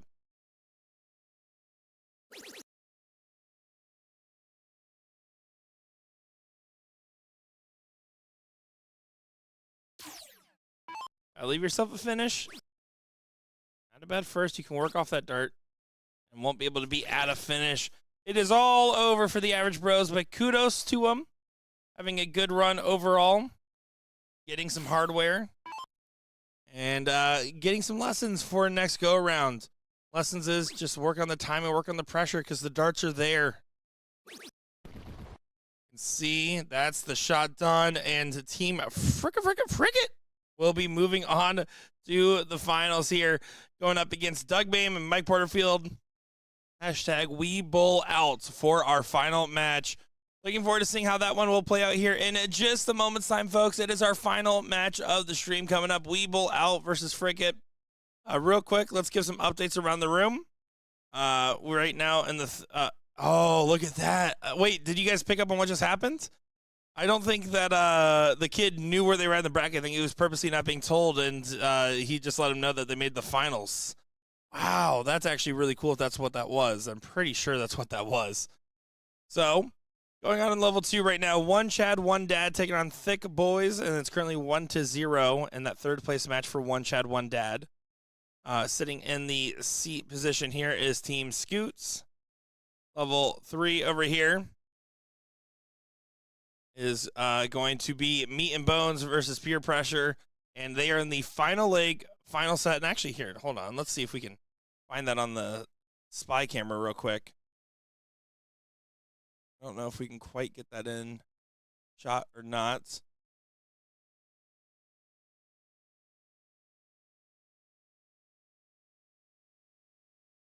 This is the final leg of the third place. No, it's not. Third place match excuse me, level 3 finals just finished. This is some random match. So here, have fun with that random match. Meat and Bones is your winners here in level 3. Level 4 going on right now in the fourth place match. Rand's Bar and Grill taking on, who would have thought, which we saw in the live stream before, currently up 1-0 for Rand's Bar. Again, that final coming up here in just a moment's time. Appreciate each and every one of you. Trita Smith saying she loves the commentary. Thank you so much for the kind words. Thank God Will Stewart isn't here anymore. Bruce Sheehan saying great darts, Caleb and Dave. So, guys, we'll be back. Finals here in just a moment. Got Mr. Dougie Fresh already warming up in Porterfield right by the board as well. It will not take very long at all for our last match coverage here for the 2025 stop at the Niagara Falls, New York BullShooter. Nick DeSherrick, Will Stewart, don't go far.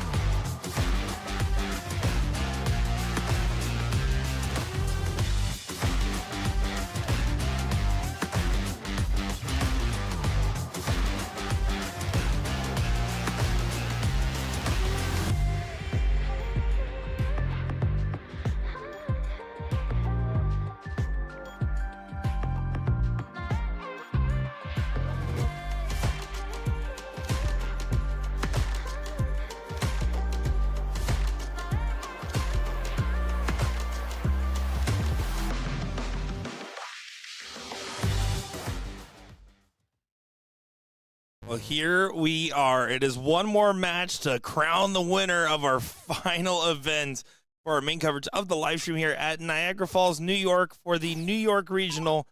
My name is Nick Teixeira, and I'm happy to be bringing you coverage of this one as we get Mike Porterfield and Doug Bain taking on the Kid and David Reese.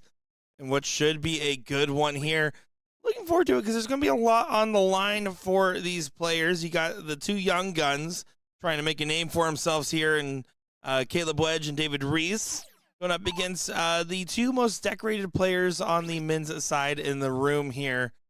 This should be a tough task to try to get over, but not an impossible one if the darts start working in your direction. Let's see what we have in store for us. I'm going to be leaning, of course, towards the Wee Bull Out team of Mike and Doug. I'm going to take them in a 3-1 win here is going to be the odd line at stake. That being said, Kid and David Reese showed some very promising stuff and some very good timing. If their best starts show up now, then anything can be possible because they clearly have the right stuff in the system. Let us know in the comments who you're cheering for, who you think is going to win this, and let's see how this one plays out.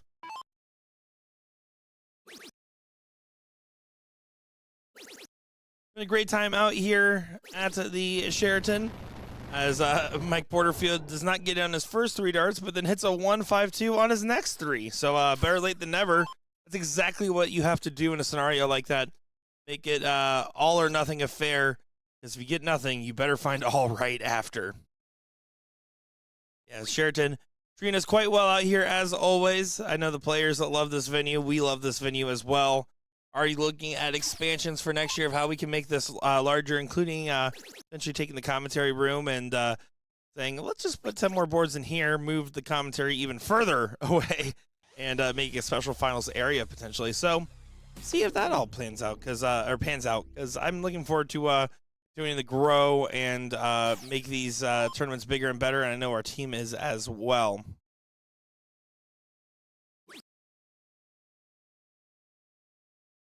Scoots is currently taking on One Chad, One Dad in the finals of Level 2. Level 3, we already mentioned. Meat and Bones do complete the double dip over Beer Pressure in that final. Level 4 currently now in the 3rd place match where Brass is taking on Rands in that first leg of that final. Or 3rd place, excuse me. Been a long weekend of commentary here. Got a good amount of coverage. Got a lot of bonus content on top of the personal content Will and I have been filming as well, so it's been a lot of fun.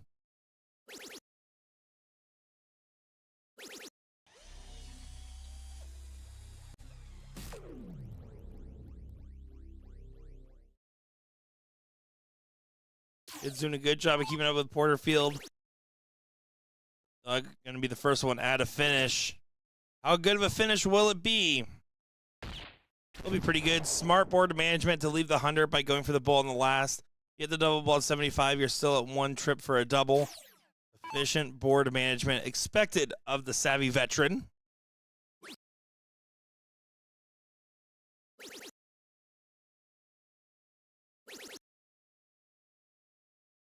$95 for David. You can see the shake of the head because they know they're in trouble. But you are going against the darts in this leg. It is a race of 3 format, and it's not expected for you to strong-arm this very powerful duo in the very first leg. Porterfield had a gnarly deflection on that last start. Looked like it was going to be in the trip 20, and then it looked like it deflected to the 5, but somehow managed to count as a 1. So that is very brutal. Again, shouldn't be impactful considering Doug's position. But no matter what, you have to try to punish by getting into a finish yourself. The Kid does not. Just a solid 60. Doesn't find himself in the right zip code. Just a couple blocks down. Doug. Try to take this out in 2. Double 20 for leg number 1.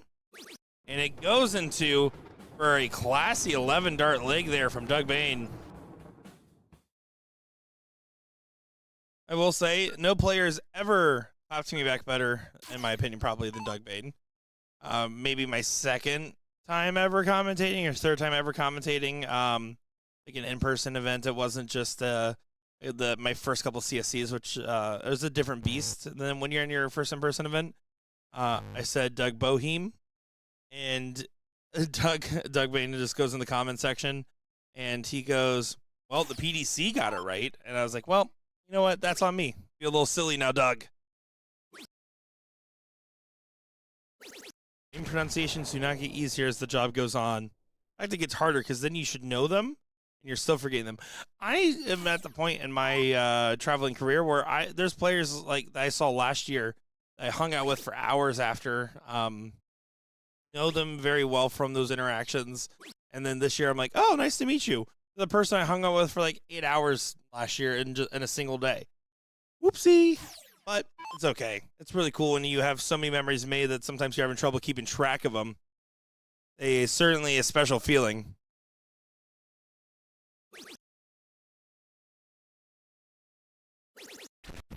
Oh, good correction there from Doug. And kid's going to be feeling the pressure early on in this leg. You didn't get in. Gotta try to get back. Should move to the 16s or something else. I don't like to stay on that first. Not a good guide, and you can see exactly that third dart gets wrapped up in it. Porterfield can try to push away. It's a steady ton. Puts it in a great spot. You basically want this out of reach from the kid, who you assume at max will hit 160 points, and being at 341. You want to be out in front there. Does do so. Porterfield doing a good job of leading the pace here. Very disappointed Porterfield did not match his darts to his shoes or his jersey to his shoes, wearing those bright pink salmon. Not normal for the matchy man.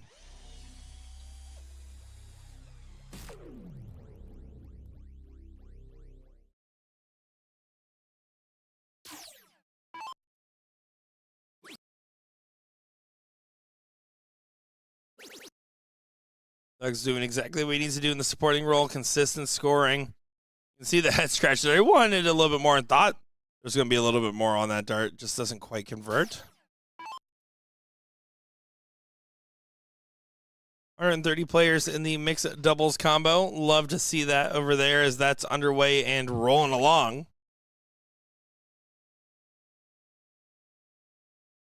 Porterfield looking real sharp in this leg so far. Going to try to get himself to a finish. I want to switch off the 20. He does go for the cover shot. Not going to be able to get there, and hugs the wires for all three. It's frustrating, but with the kid far back, unfortunately, Caleb Wedge has wedged themselves into a corner here.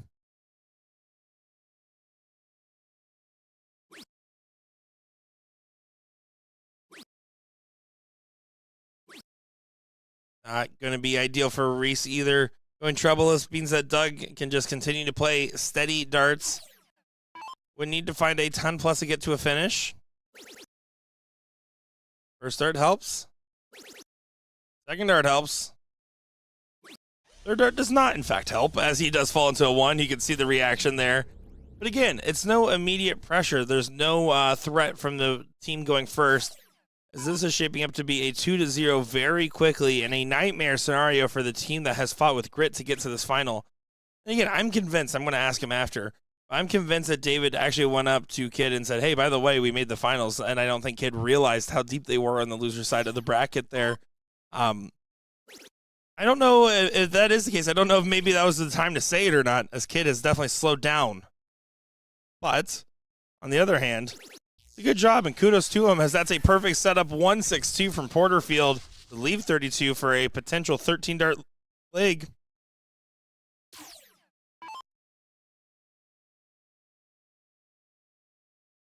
Doesn't matter if David leaves a finish. He has to hope that the kid takes it out on 9. It's the only way you could possibly get out of a scenario like this. But that also would require Mike Porterfield missing 6 starts at 32, which is very unlikely. And as a player at the line, you're not thinking about all these contingencies like we are here in the armchairs of the world. Instead, what we are doing as a player when you're up there in the middle of it, you're just trying to figure out what's going on with your throw and throw a good turn. Find something that inspires that confidence and carry it through with the rest of your darts.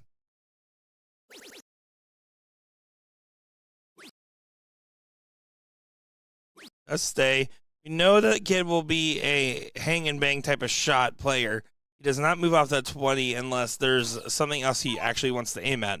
Not because he covers, not because of anything else. It is a dead set mentality. Porterfield struggling on the double. Doesn't convert on the last, but David not on a finish. Even if he was, it would be a double free scenario here. And Doug, sitting at 62, will get a swing for trip 10 for double 16. Should be 12 for Bull, knowing that Doug is and Mike are playing the team name We Bull Out, and yet we have not seen a successful Bull Out from them. I know Doug's thinking about it at the very least. For the fans, Doug. Nope. Trip 10. Here's the 32. Good marker dart. And goes in. You can see the I'm not going for the shenanigans, not going for the bull as he waves to Mike Porterfield there. 2-0. Match point.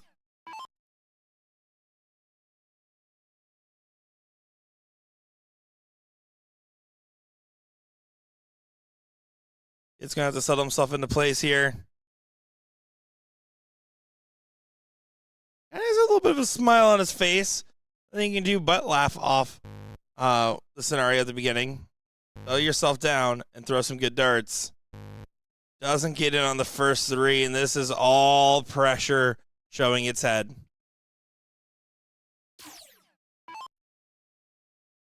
Would like someone to do a wellness check on my friend Mark Bond. He has not checked in once this final.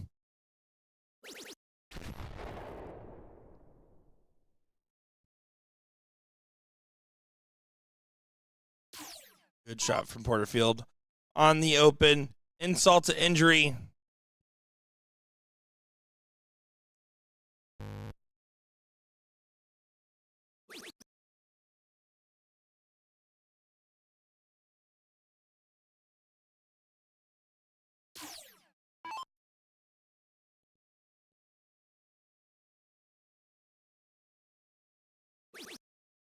Stacks on that dirt. You heard me talk about the doubling and arguing with Will Stewart over here on how best to do or not do it. Here's the thing, right? At the pro level, I'm never going to tell a pro not to shoot a double 20. Of course not. But what I am going to say is that what Doug did was exactly right. He shot the double 20. It went low, but in a spot where it absolutely expected to guide the dart in. He guided the dart in and moved on from there. I'll see players throw the double 20, go outside, it doesn't stick on the board, and then try to throw at it again. Probably not the wisest decision. If you don't get on the first dart, you're not getting the 9 dart benefit, so move away.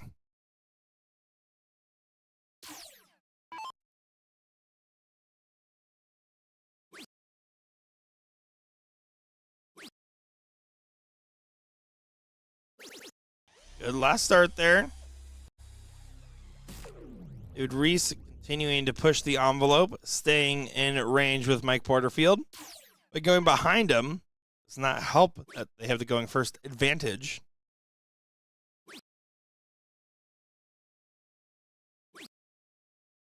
All below the wire, all one hole out, and all looking good.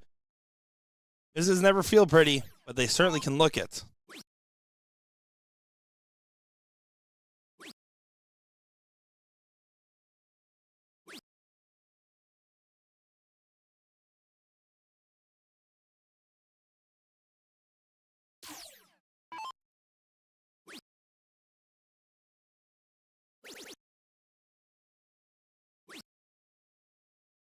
Porterfield does not continue to push the advantage, and all of a sudden, hold on a second, Rickett might be able to get the frick out of the situation. David, you can't hand it right back. You needed to find a trouble there. Now Doug, if he goes ahead and hits at least a ton, going to be in a better position to set up, on top of the fact that Mike Porterfield can set up at 303. David had to be the one leading the charge. With the kid back at 386, there's no out in sight, and Doug is going to punish. Finds a 125.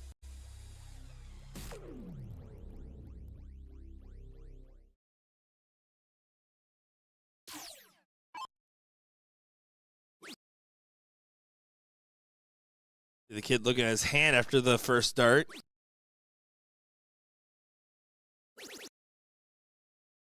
See the frustration. You wanted more. We know he has more. Sometimes it doesn't always show up, especially when you need it. Porterfield wisely goes for the 1-3-3 to leave 170. Again, good board management. You can see Doug wiping the sweat off the brow, basically saying now there's no worries.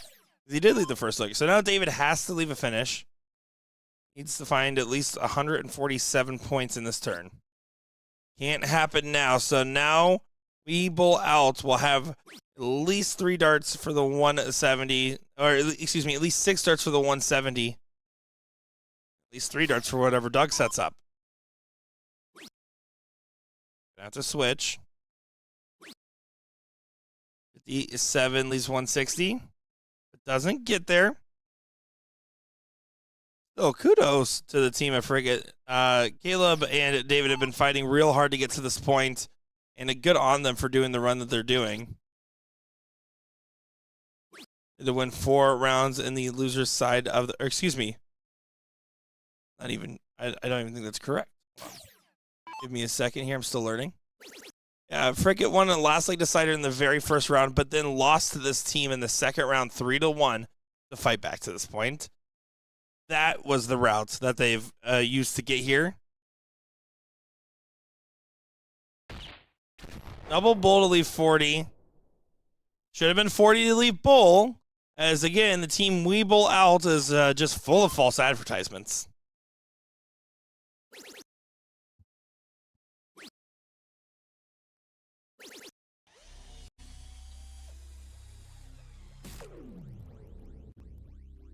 David leaves 132, but will not get a chance to pop the cork. Already going to be frozen here.